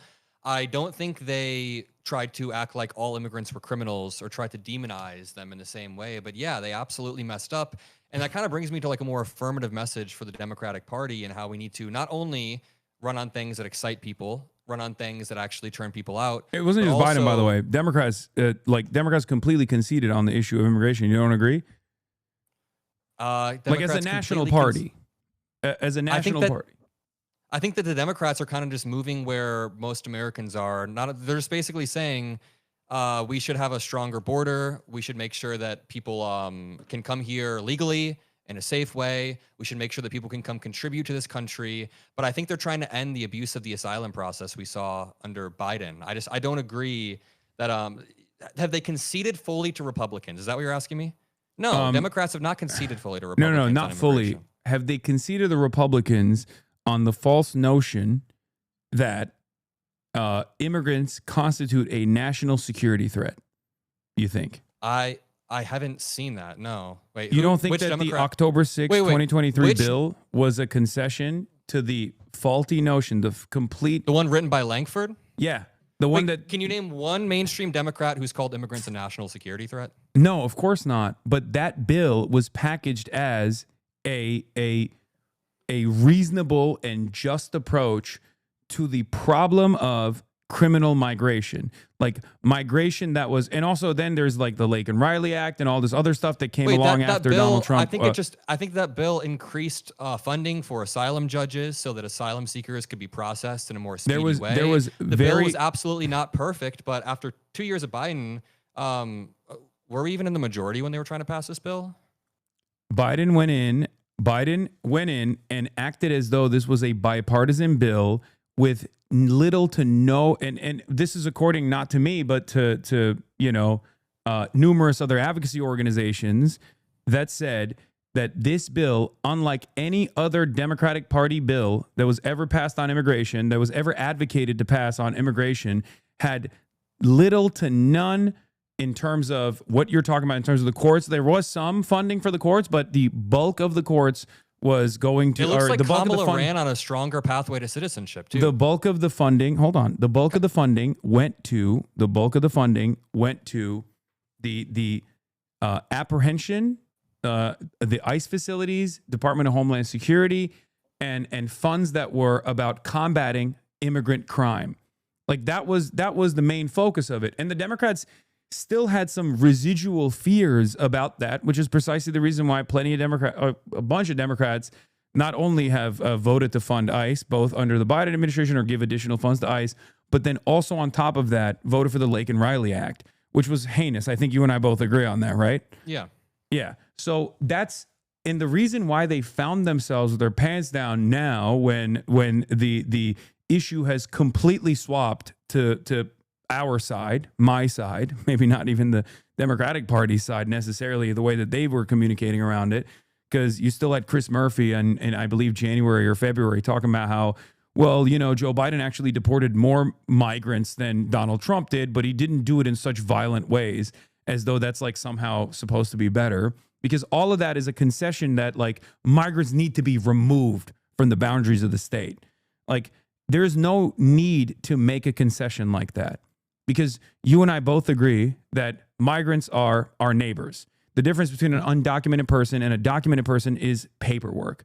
That for 23 years prior to the existence of the Department of Homeland Security, were there deportations? Of course there were, every now and then. Having said that, they were conducted by the INS. It wasn't like this militant organization known as ICE that was specifically doing interior removals, because it was a civil offense. It was a paperwork violation. And that's what I want to get back to. I want to bring the clock back to a time where we had a more reasonable approach, because this is a nation comprised of entirely immigrants, with the exception of the indigenous population and black people. If you could choose how the Democratic candidate in 2028, even throughout the primary, messages on immigration, how do you think they should do it for the vast majority of American people who think that Biden was weak on the border? And this is just what people think. I mean, I think that Biden had a lot of errors, and I think a lot of American people think that he was incredibly weak on the border. That obviously led a pathway to Donald Trump. Kamala Harris, obviously, I don't even think she conceded as much as you're saying. I mean, her platform looks counter to me message. like it was counter message. No, at no point do you cede ground Kamala Harris to the was running on a Republicans. pathway to citizenship. Yeah, so was Joe Biden, and then he didn't actually do that at all. That's my point. Like the amnesty framing is good, but that wasn't not only was that not the primary vehicle of her immigration agenda, the primary vehicle of her immigration agenda was the bipartisan bill that was actually more reasonable, and that Donald Trump was actually trying to undermine that because he wanted to use immigration as like a talking point, right? Like that was the communication Kamala strategy. didn't run on Langford's bill. Kamala did not run on Langford's bill. No, Kamala ran on a pathway to citizenship, and I believe they did talk about how mass deportations would be bad. Definitely not sufficiently enough. No, they ran border ads like talking about how she prosecutes transnational gangs. Like they were very clearly communicating that they were going to take a much harder approach because they were afraid. They were running scared, and they were afraid of the. So how, if you're the Democratic of Americans saying that they want mass deportation, they saw that poll and they freaked the fuck out. If you're the Democratic candidate in 2028, how do you message around this so that people in America don't think you're weak and soft on the border like Biden was? Not saying you are, I'm just saying so people don't get the idea that it's going to be another Biden. Yeah, there's also like Kamala Harris did blame Donald Trump over and over again for killing Langford's bill, by the way, like including in debates. You know that, right? I think that she's trying to illustrate the point that Trump doesn't care about immigration. Yeah, but what does that say to the average person? That doesn't say that Kamala Harris is not running. That Trump and the Republicans are not going to responsibly deal with this issue in a long-term way, that they're likely just going to use this as a political cudgel and then do mass deportations that are violent. Adam, I think, look, I'm not your enemy, but I do think you're debating a little bit here. I think the whole point is that was a failed strategy, and Donald Trump ended up winning on immigration because I agree. Kamala Harris was presenting herself as accepting of the right-wing framing that the Langford bill was good, and that the Langford bill was also presented as like a very militant approach to immigration because they were afraid. They were afraid that they saw those polls that says 66% of people want mass deportation. It never should have gotten to that point. It never should have gotten to that point at all, right? Like no one in America should have ever said 66% of us believe in mass deportation. We're a nation of immigrants. It got to that point, and guess what? Even then, the polls also still showed that given the option between mass deportation and mass amnesty, Americans have never historically chosen mass deportation over mass amnesty. Did you know that? No, I didn't. But what's your affirmative message? But you would have known that if you watched me, or even if you watched my Ro Khanna video or my Ro Khanna conversation, because I brought it up to Democrats over and over again. This is what I'm saying. Like, this is I have a broad vision for a better future, and I try to communicate that to the Democrats to the best of my ability. If they don't want to fucking listen, it's out of my hands. And that goes back to the same point. I want to have a conversation with Gavin Newsom. I want to communicate to Gavin Newsom what these spectacular failures look like. But if he's too busy yucking it up with fucking Steve Bannon, Charlie Kirk, Ben Shapiro, talking about how his son is a major Charlie Kirk fan, talking to Ben Shapiro and apologizing to Ben Shapiro on Israel not being a genocide, or apologizing to Ben Shapiro about what his like social media team said about I don't run Gavin Newsom's podcast strategy. I don't know. But but his podcast strategy is deliberate because he wants to, he thinks, faulty or not, that if he communicates a certain attitude to as many people as possible, that he positions himself as a moderate figure who's going to be tough on crime, who's actually going to be conciliatory to Republican figureheads, that's how he's going to win the fucking election. And I have no other way to approach what his advocacy is going to look like, what his policy agenda is going to look like this far out. But my assessment is, judging by his pivot to the center attitude with his policies that he's presenting on the podcast that he's doing so that he can win the election, so that he become the presidential candidate, judging off of that, there's not anything I can do. It's out of my hands if he runs in the same way that Kamala Harris did. I think that's why we pressure them hardcore in the primary. But I do want to ask, so you're running Newsom's campaign. I guess we don't have to use Newsom as a stand-in. But No, you're we running can use Newsom as a stand-in. Because Okay. there's No, no. good I mean, stuff. There's good stuff in no, no. Newsom. Okay. So you're running it. How do you model the immigration platform so that you don't scare off people and that you also have an affirmative, exciting message that's Yeah, pro-America? we're a nation of migrants. Donald Trump and the Republican reactionary forces are constantly pitting neighbor against neighbor. These people are the backbone of the American economy, and they've been here for 10 plus years. They've worked tirelessly to make sure that you have fucking tomatoes and tomatoes in your salad and guacamole on your Chipotle So far, this is the Democratic Chipotle Party's burritos. stance. What? So far, that's the Democratic Party's stance entirely. No, hold on. It doesn't matter. I'm not going to fucking concede on Lankford bills or say that like ICE is supposed to exist in the way that it does at all. There is a clear difference between someone like myself and the way that Gavin Newsom has communicated thus far, or the way that like the National Democratic Party is currently being perceived. Right. The reason why we think they're being weak is because they are too conciliatory. They say, oh, people want to abolish ICE. It now has like plurality. And yet the major Democrats are refusing to say that. And they're saying, no, ICE actually wants body cameras. Technically, from a harm reduction standpoint, body cameras are better than no body cameras, right? Even though Jonathan Ross was filming himself when he shot Renee Good, technically body cameras could potentially bring about some semblance of accountability. That's harm reduction. But the difference shouldn't be between body cameras versus no body cameras. The difference is abolish ICE versus keep ICE at the current level of funding versus take ICE's funding away, then inevitably abolish it and go back to the previous structure that existed where the Department of Homeland Security wasn't this massive Palantir-backed Israel-style surveillance apparatus, but instead was there was a more just process that actually yielded American prosperity for decades and decades when people knew that they could come here and work fucking hard and become an American citizen, because that's what's beautiful about the United States of America. No matter where you come from, you can't live in Turkey and become Turkish. You can't live in England and become English. But if you live in the United States of America, you can become American. You know who said that? Ronald Reagan. That's who fucking said that. And that's what I would say. I would be like, listen, that's the beauty of America. And the Republican Party of today has become this hate-mongering behemoth at the behest of the billionaire pedophilic cabal. We're no longer entertaining these false notions that pit neighbor against neighbor. And we're going with a bold and radical vision that says you work hard and you get more of an earning. You get a bigger percentage of the pie that you have actually created. We're gonna work. We're gonna work at the behest of the working class. We're no longer gonna care about the billionaire pedophiles. We're gonna fucking arrest them. We're gonna apprehend them if they're doing crimes. We're gonna bring about accountability. That's the way I would go about it. I also think that after ICE is abolished, which I totally agree, we should be running on all of this. But after ICE is abolished, I think that Democrats need to run on something like a new law that has criminal penalties for any government actors that just recklessly, knowingly, or purposefully violate Americans' rights. That's a framework that we're working on because a lot of it's inside the Civil Rights Division, which Trump has totally corrupted and which people have resigned from like multiple times since Renee Good was shot. So I do think that Democrats need to run on a more affirmative immigration message. That's what I've been working on as well.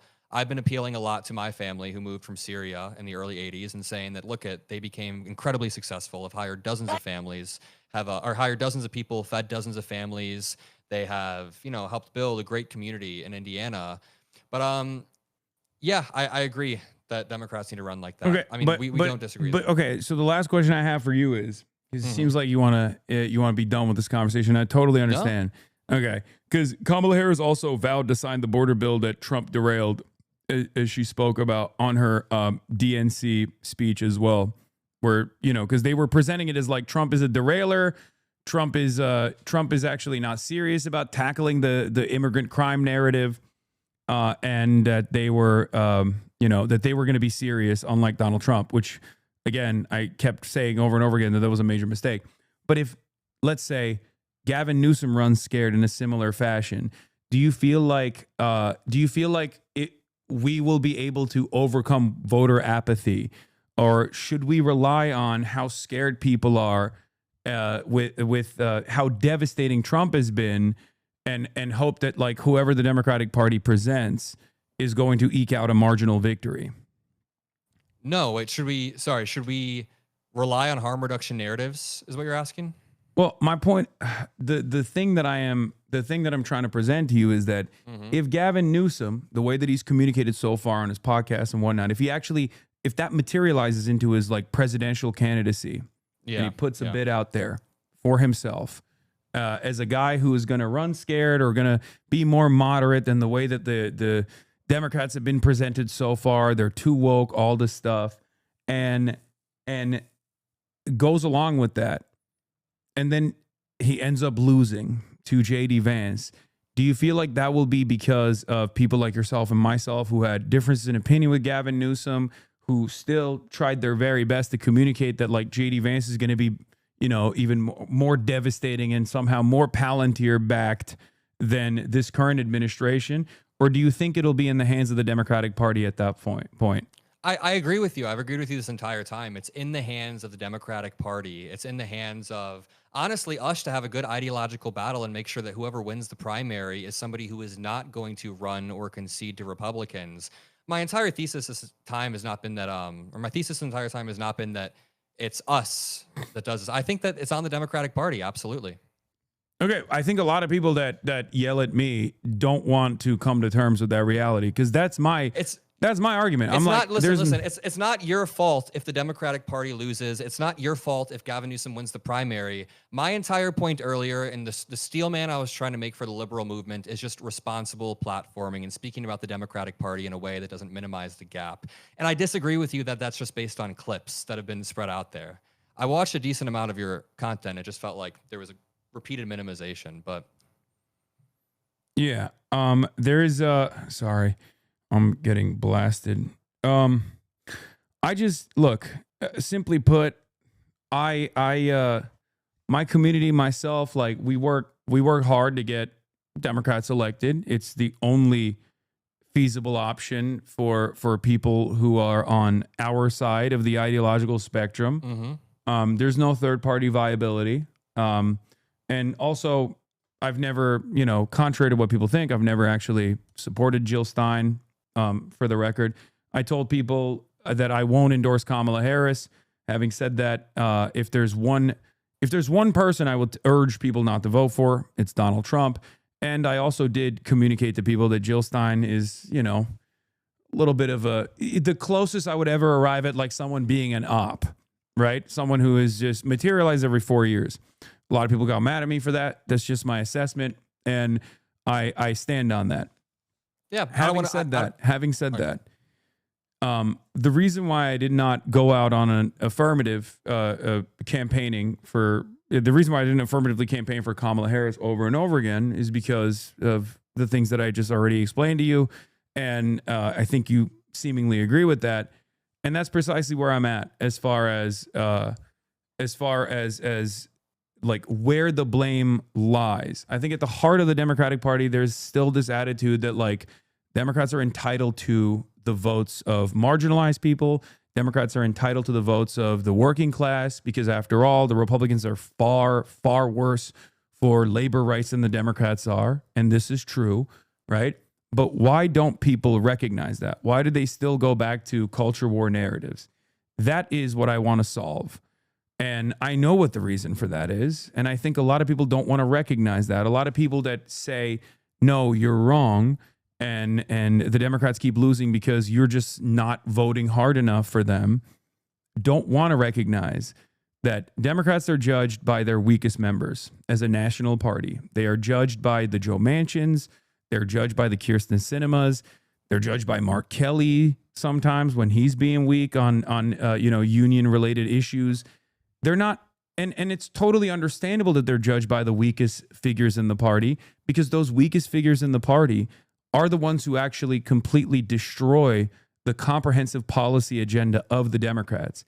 And because I will constantly shift the blame back to people in positions of power, whether it be the Democratic Party or the National Party or their capabilities to whip these votes that are necessary to go forward with a comprehensive vision that they advocated for, understandably, when that legislation doesn't happen, people look at it and go, okay, so you're not on my side. Like, you're just not on my side. You don't care about these issues. That's the real reason. And that's why there's such a massive disconnect between a lot of consultants and the public in general. I see it all the time with the consultants that I read, with the writers that I read, where they constantly talk about like, why don't the labor movement understand that the Democrats are far better? Joe Biden walked the picket line, right? I mean, Joe Biden walked the picket line for the UAW. That's massive. That's unheard of. There's no president I don't think any American president has ever walked an active picket line, right? That's a huge deal. And yet the labor union or the rank and filers in many of these labor unions still ended up voting for Donald Trump. Why is that the case? Don't you want to find out why? Yeah, because obviously the average person didn't understand what was happening. No, it's not the reason. That's not the only reason, rather.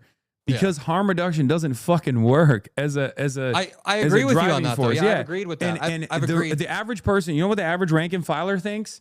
They think at the end of the day, they stopped the rail strike. And I fucking consistently kept explaining to rank and file union members that are in my chat, labor organizers in my chat, that the Biden administration quietly actually made the railway companies concede on some of the demands that were being made by the unions. But they didn't care because they stopped a fundamental vehicle of change for the labor unions when they openly went out and said, you can't strike. You can't do a railroad. I agree with you that harm reduction isn't a sufficient way to sell our policies. I've said that a few times. I definitely think we need something more affirmative. Have you been following the Tallarico versus Crockett primary in Texas at all? Yeah. I mean, that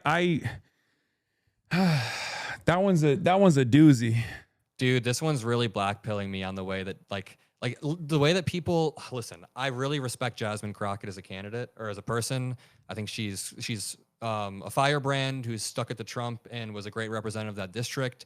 But the way that people are attacking anyone online who endorses Tallarico is really just not cool.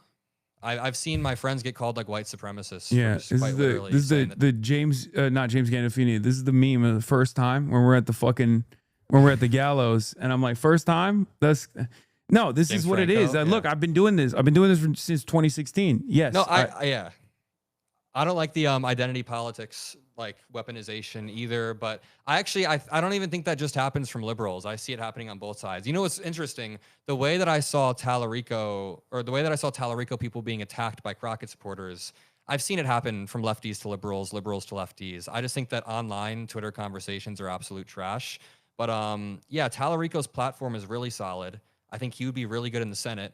And I don't like the way that this primary is being conducted. No, I don't either. But unfortunately, that's been a primary method that Democrats, especially establishment Democrats, have deployed against the left with regular frequency. And most of my establishment audience is very pro Tallarico. I don't think but there's a lot of people. There are a lot of people that there's like random creators or whatever. Yeah, there are a lot of random creators on the internet that will deploy those cynical lines of attack. And not only that, but when asked, okay, well, where were you for Ilhan Omar when she was being unjustifiably smeared all up and down the timeline? Where were you for Cori Bush? Where were you for Jamal Bowman? Where are you now for Summer Lee when she needs help every now and then? They're noticeably absent from that conversation because there is an ideological slant there. There is an ideological slant there where they think these guys are actually different than the establishment Democrats. It's actually not on the basis of a defense against white supremacy at all. It's almost always about potentially where they're getting their bag from. That's what I think, at least. Or yeah, I mean, I want to say on that note, like I see that you've been talking a lot about Chorus on your timeline too. I know a lot of Chorus creators who are very pro Tallarico, so I don't think they're being paid to be pro Crockett. I think no. I don't think Chorus has like a whip over all of their creators at all. I don't think they're like, you have to go out and like attack Hasan. I think there's a lot of unfair attacks against Chorus. I get it. I'm not even a part of Chorus. I've never taken money from them. I was like on one meeting when they launched, but I think that it's a pretty solid group that is not funded by Israelis. I don't know. There's a lot of really pro Palestine people in the group.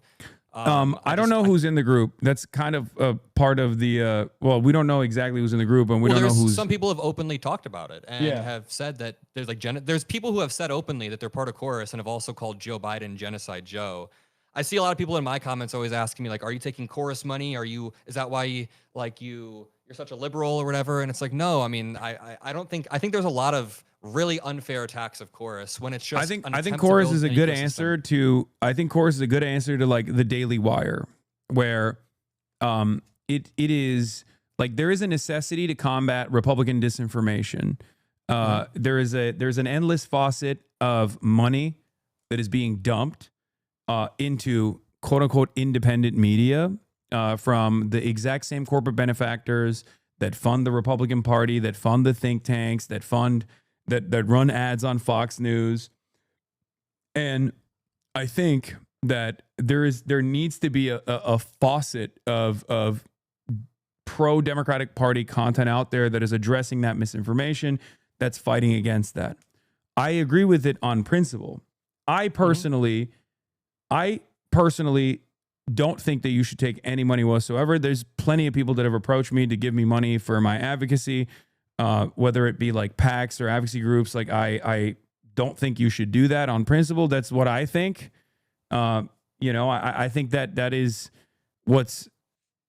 that's what's so good about being an independent content creator, is that you can be beholden to your audience and your audience only. And you can, I mean, that's part of the reason why my only revenue comes from not even like sponsors or anything, but people subscribing to my Twitch channel. I think that gives you longevity as well. It gives you editorial independence.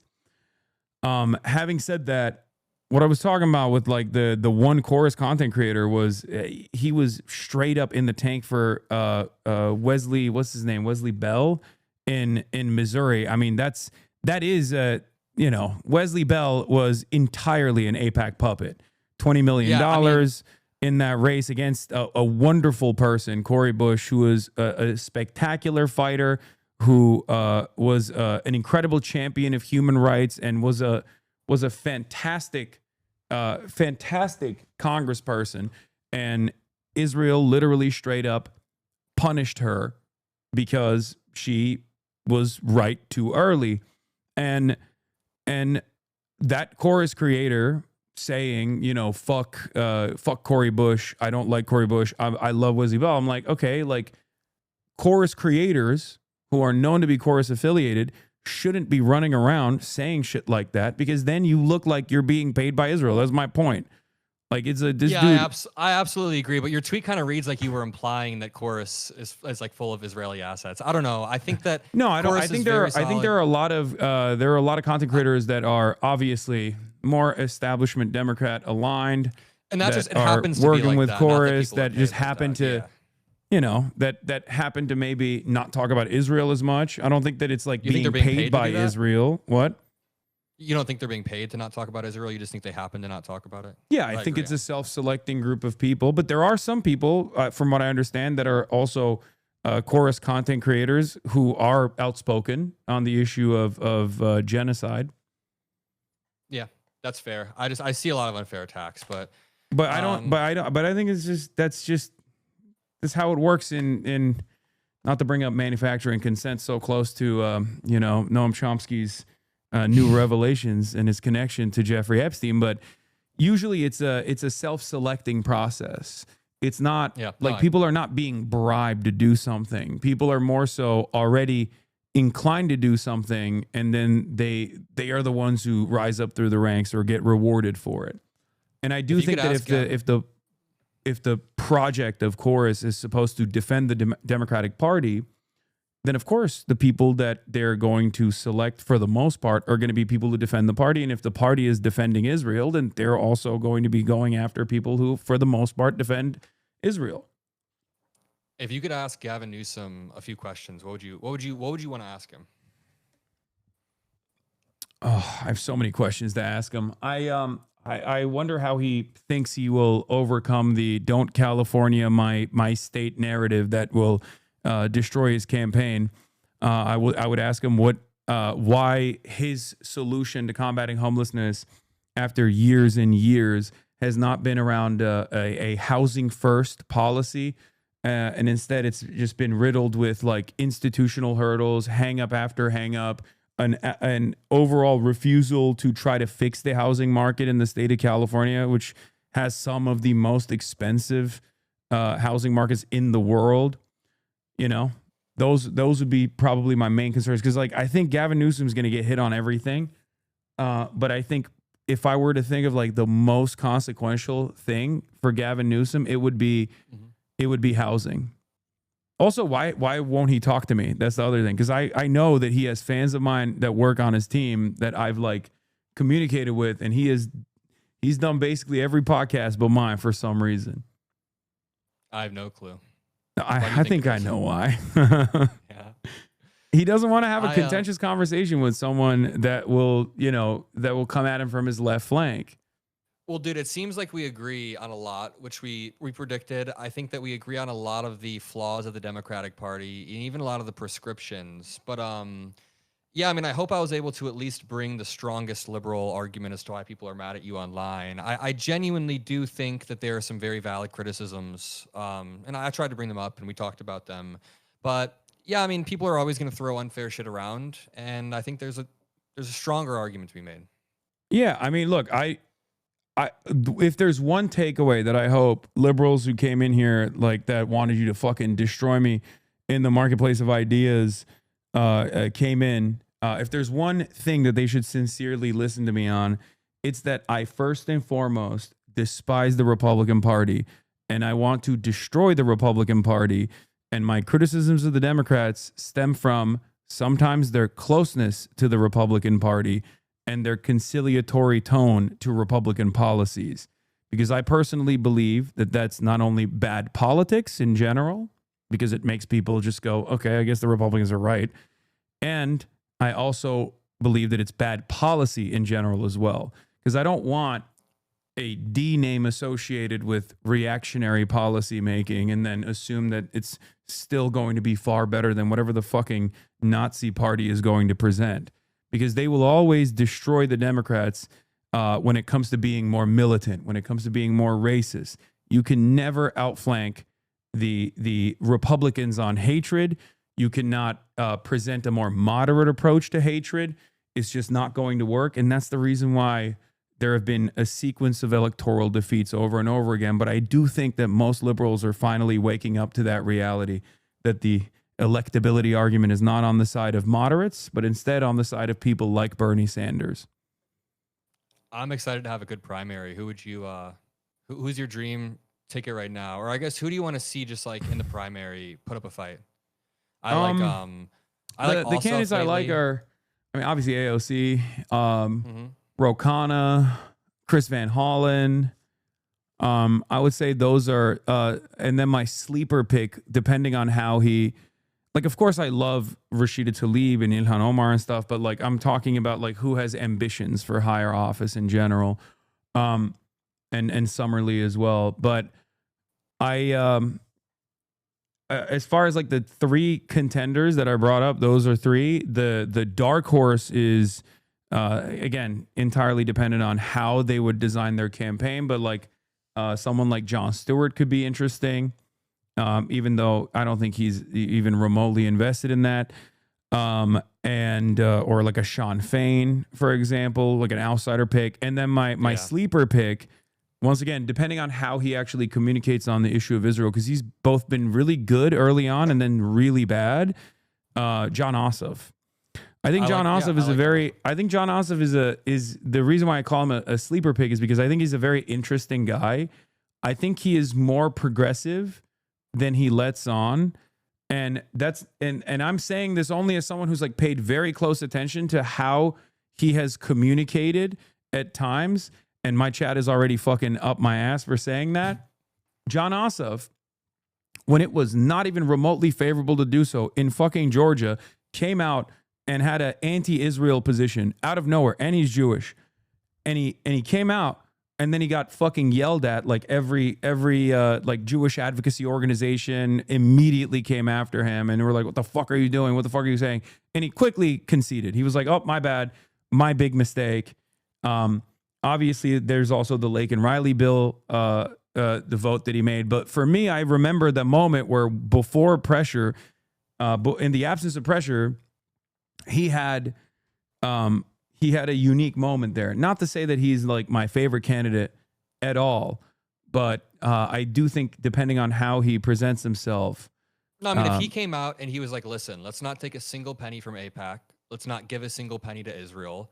Let's hold accountable special interest groups and let's challenge them. Let's run a vigorous anti-corruption campaign. John Ossoff, he used to run like an investigative company that would investigate corruption. So I think that's why he's got such strong anti-corruption messaging. It stems from that. I think that Medicare for all, I think that running on an affirmative message that can unify people. My team has been talking about reforming the tax code to end all the special tax breaks and loopholes for corporations. That could raise quite literally like trillions in extra revenue. And there's like 80 special tax breaks that need to be completely erased. We need a Democratic Party that comes out and is able to just message on this in a very, very excitable way. I think Ossoff could do it. I like Pritzker. Obviously, he's not perfect, but I think that him being a billionaire could lead to an interesting campaign where he basically doesn't take any. He could run like the Trump type campaign where he doesn't take much money. But well, also him being a billionaire, also, I have an inherent distrust of billionaires. I'm discriminatory towards POWs, POC, people of cash. Cash, yeah. Yeah, POWs, people of wealth. The only minority in the country. I think he'd run a hell of a campaign. People want me to ask you about Zoran and his platform. You like Zoran, don't you? Yeah, I interviewed him when he was before the primary, like literally like months and months before the primary. I got an interview with him because his wife is from Syria and my family immigrated from Syria. So they kept sending me his clips and everything. And I was like, okay, I reached out and they were down to talk to me. I like him. He's incredibly captivating. I think that he proves that if you just have simple, intuitive policies that can reach the American people, that excite the American people, they'll show up. He kind of fits the mold of the anti-establishment, populist outsider who's going to come in and shake up the system. And I think that's the mold that really works right now. Kind of how Trump is run. I think that's the mold that has worked always. Yeah, it's kind of the mold in American politics that works. I don't even think it's how sufficiently left you are that matters, because weren't there exit polls showing that people thought that Kamala and Zoran are basically similar on the spectrum? So it's not even about how, it's just how intuitive your policies are, how captivating they can be. You said this earlier, but saying people think Kamala Harris is more woke than, more left than Bernie Sanders. People think Kamala Harris is more left than Zoran Mamdani. Yeah, and that's a messaging failure, obviously. No, but and that's not just a messaging failure though. That to me shows that like people define you as what either you are capable of defining yourself as, and with Kamala that was a failure. So she was defined by what her opposition was defining her as. And then also there's the obvious side of the story, which is that she's a black woman from California. And I think that was what was the reason why people were like, oh, she's so woke, she's so liberal, she's far too liberal. That's my point, is that like Americans don't actually make these sorts of decisions. 80% of them make it on simple team sports, D versus R. And then the 20% that vote on ideological grounds for the most part. But most people bracket themselves on just simple team sports. Like that's it. That's usually what it is.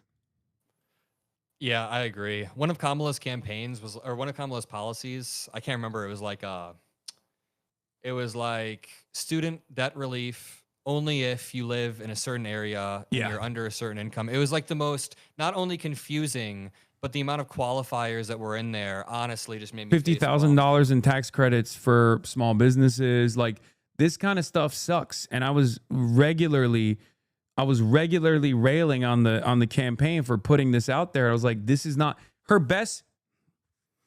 Kamala Harris's best fucking polled policy was literally price checks. She straight up came out and said, and she framed it perfectly. She framed it in a liberal way. She said, we're going to go after price gouging. Okay. She said, we're going to go after price gougers at the grocery stores. That was polling at 70%. Okay.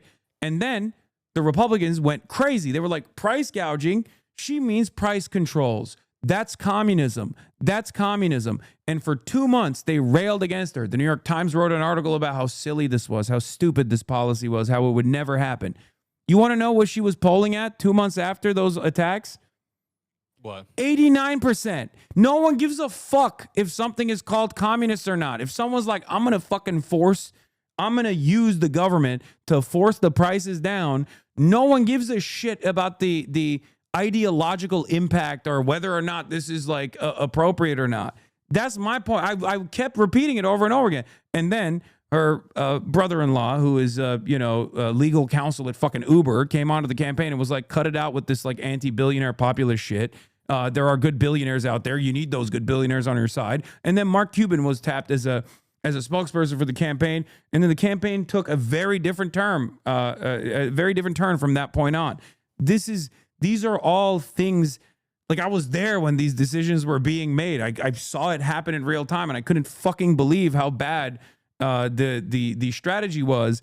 And they were, quite frankly, running as though they didn't want to fucking defeat a fascist administration that was coming, but instead they wanted to win with their own ideological goals. They wanted to win without, the Free Palestine crowd and all these people that were spoilers in the Democratic Party. And that's precisely why a lot of liberal content creators at the time kept saying over and over again, we don't need you. We don't need you. We don't need the left. We will win without you. There are plenty of them that are probably watching this debate right now, and they know exactly who they are, that kept saying, finally, once we win, the Democratic Party, once we win without all these fucking, pro-Hamas, Free Palestine protesters, we will show the country that we don't need them. And lo and behold, it didn't work. And it wasn't because people like myself had apathy for the party and didn't go out and vote. It was because all the fucking people that had previously voted for the Democratic Party were like, I don't really care. This doesn't seem all that different for me. It's just, the exchange of power between Republican and Democrat doesn't matter to me at all. That's the average voter's position. I want to defeat that apathy, but I know that there is no way to defeat that apathy if the Democratic Party doesn't actively present a radical vision that corresponds to the people's needs. Yeah, I guess I have one final question. Then I've got to go to a watch party for Raja versus Juliana Stratton. They're debating tonight, and it's like a Chicago race I kind of care about. Yeah. What do you think about a universal tax rebate, where it's like an intuitive policy? We end all the special loopholes that billionaires are able to take advantage of, and just do like a tax rebate for Americans. Obviously not far enough, but do you think that's a good policy we could run on that's intuitive? What do you say? I mean, at first glance, it feels complicated. Like, it doesn't it's not easy to. Billionaires don't pay a lot of taxes because they're able to take advantage of loopholes. Let's end these loopholes and give that money back to the American people. Yeah, that seems a little bit like I feel like I'm more sympathetic to that. I wouldn't call it a rebate though. Okay, I'll send you my document on it, and we're Okay. coming up with a Project 2029. It's the most, we're calling it the most vicious anti-corruption campaign to end special interest group control and revive our democracy. I love an anti-corruption slant. I think that, that's what Donald Trump was doing. Like Donald Trump in 2016, when he said drain the swamp, what do you think that was? That was an anti-corruption campaign. Yeah. Obviously he wasn't ever going to fucking drain the swamp. But it's just crazy that's what he ran on, and then he pulled the rug on everyone so much that he started a Trump coin. Yeah, it's no, wild. that's what I'm saying. Guy. He also said he fucking was the most peaceful candidate. Yeah, we know he wasn't the peaceful candidate. He was fucking president. And that was so frustrating to me that they didn't just go, what the fuck do you mean the most peaceful candidate? You were president for 4 years and you assassinated high-ranking generals of a foreign adversary in contravention of all rules of war, and you were dangerously unstable at times over and over again. You accelerated drone warfare aggressively. You said you were going to fucking pull out of Afghanistan. You didn't. And then you left that negotiation to be handled by the Biden administration, and then you punished Biden for actually being courageous enough to pull out of Afghanistan. There were so many opportunities. Anyway, I know you got to go. There's so many opportunities for the Democrats to present themselves as different than the Republicans, and they just failed. It's so frustrating to look back at. I wish they would, release the autopsy that they conducted. I don't know. Even the fact that they won't release it, and even though like the autopsy itself is, I assume, conducted by like, you know, the very same consultants that want to engage in some level of ass covering, implies that it must have been devastating. Well, as we get closer to the primary, we should have more. We should have more of these conversations. I think that healthy ideological debate's good. I think that when you're limited to 280 characters or whatever the fuck, everyone online is just so incredibly condescending. I think Twitter is making people dumber. It's just, it is what it is. I get it from the left. Like, here's the thing. The condescension that I see sometimes coming to you from liberals, I also get from the left. So I think it just creates an environment where we're all kind of talking past each other and creating tension. I saw so many straw mans where people were like, Hasan needs to endorse news. And then I saw people saying, why does every liberal want Hasan to fall in line? I don't know. It just feels like everyone was talking past each other when, okay. Well, here's what you can't do. You just can't listen to them. I don't. I just, you know, I hope that people will be smart enough and intelligent enough to basically come in here and see what I'm about.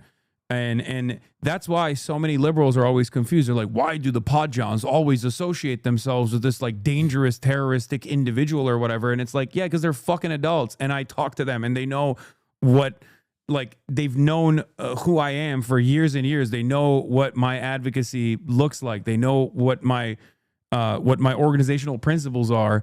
And perhaps that's the reason why they don't have the same opinion that like random Twitter users do. But again, my hope is that people will remain charitable and will eventually come in and they will hear what I have to say, and they'll realize, oh, okay, he is actually making a more comprehensive vision. He has a more comprehensive vision than what I saw in a 30-second clip, that he's not like saying that there is a functionally no difference between the Democratic Party and the Republican Party at all, or that like, you know, there's more to this assessment. Because people love using that one clip when I was talking about like Kamala Harris is not going to represent a difference for the Palestinians than Donald Trump. No, I understand the context around that clip, but I still will stay firm that there's like a dozen occasions I was searching through where you do just say something that is really either hyperbolic or irresponsible without following up afterwards. And I think we talked about that, because then you said you do think, I think it's really important for your audience for you to keep repeating. But I do that. I already do that if you see it. I don't know. I have people saying that Gavin Newsom is quite literally, not you, but people are like, Gavin Newsom is just JD Vance with a blue tie. And I think they get that from the type of, you know, way that you word this. Democrats would shoot you in the head to get trans votes, or shoot trans people in the head to get extra votes. Like, when I see people in my replies then saying Gavin Newsom is the same as a Democrat or same as a Republican, but just with a different color tie, I'm like, I don't know.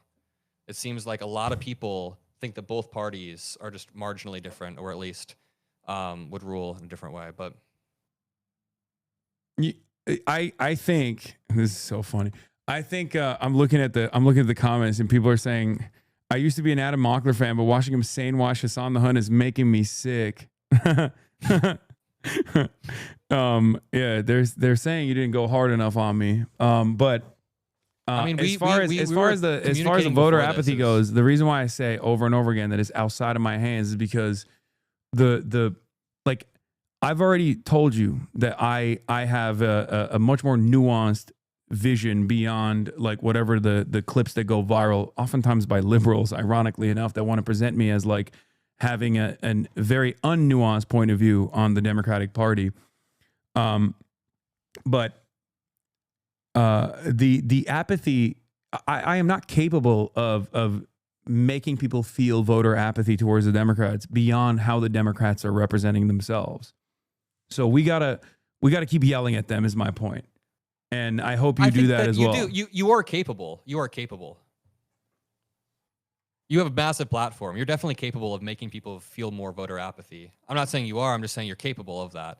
I think the way that you speak about the Democrats sometimes could be cleaner. But yeah, I mean, I don't want to loop back to the marginal debate because it's mainly that word that I really just don't like. Unless you want to talk about that one again. I don't know. No, it's all good. There's not a marginal difference. We can do it. We can do it at a different date. Next time people are yelling at me about some other shit, you can come and hold me to task. Let me know. I'll be in LA in a few months. So all right, we'll do another one of these then. Yeah. Peace out, brother. Bye. All right, that was Adam Mockler, everybody.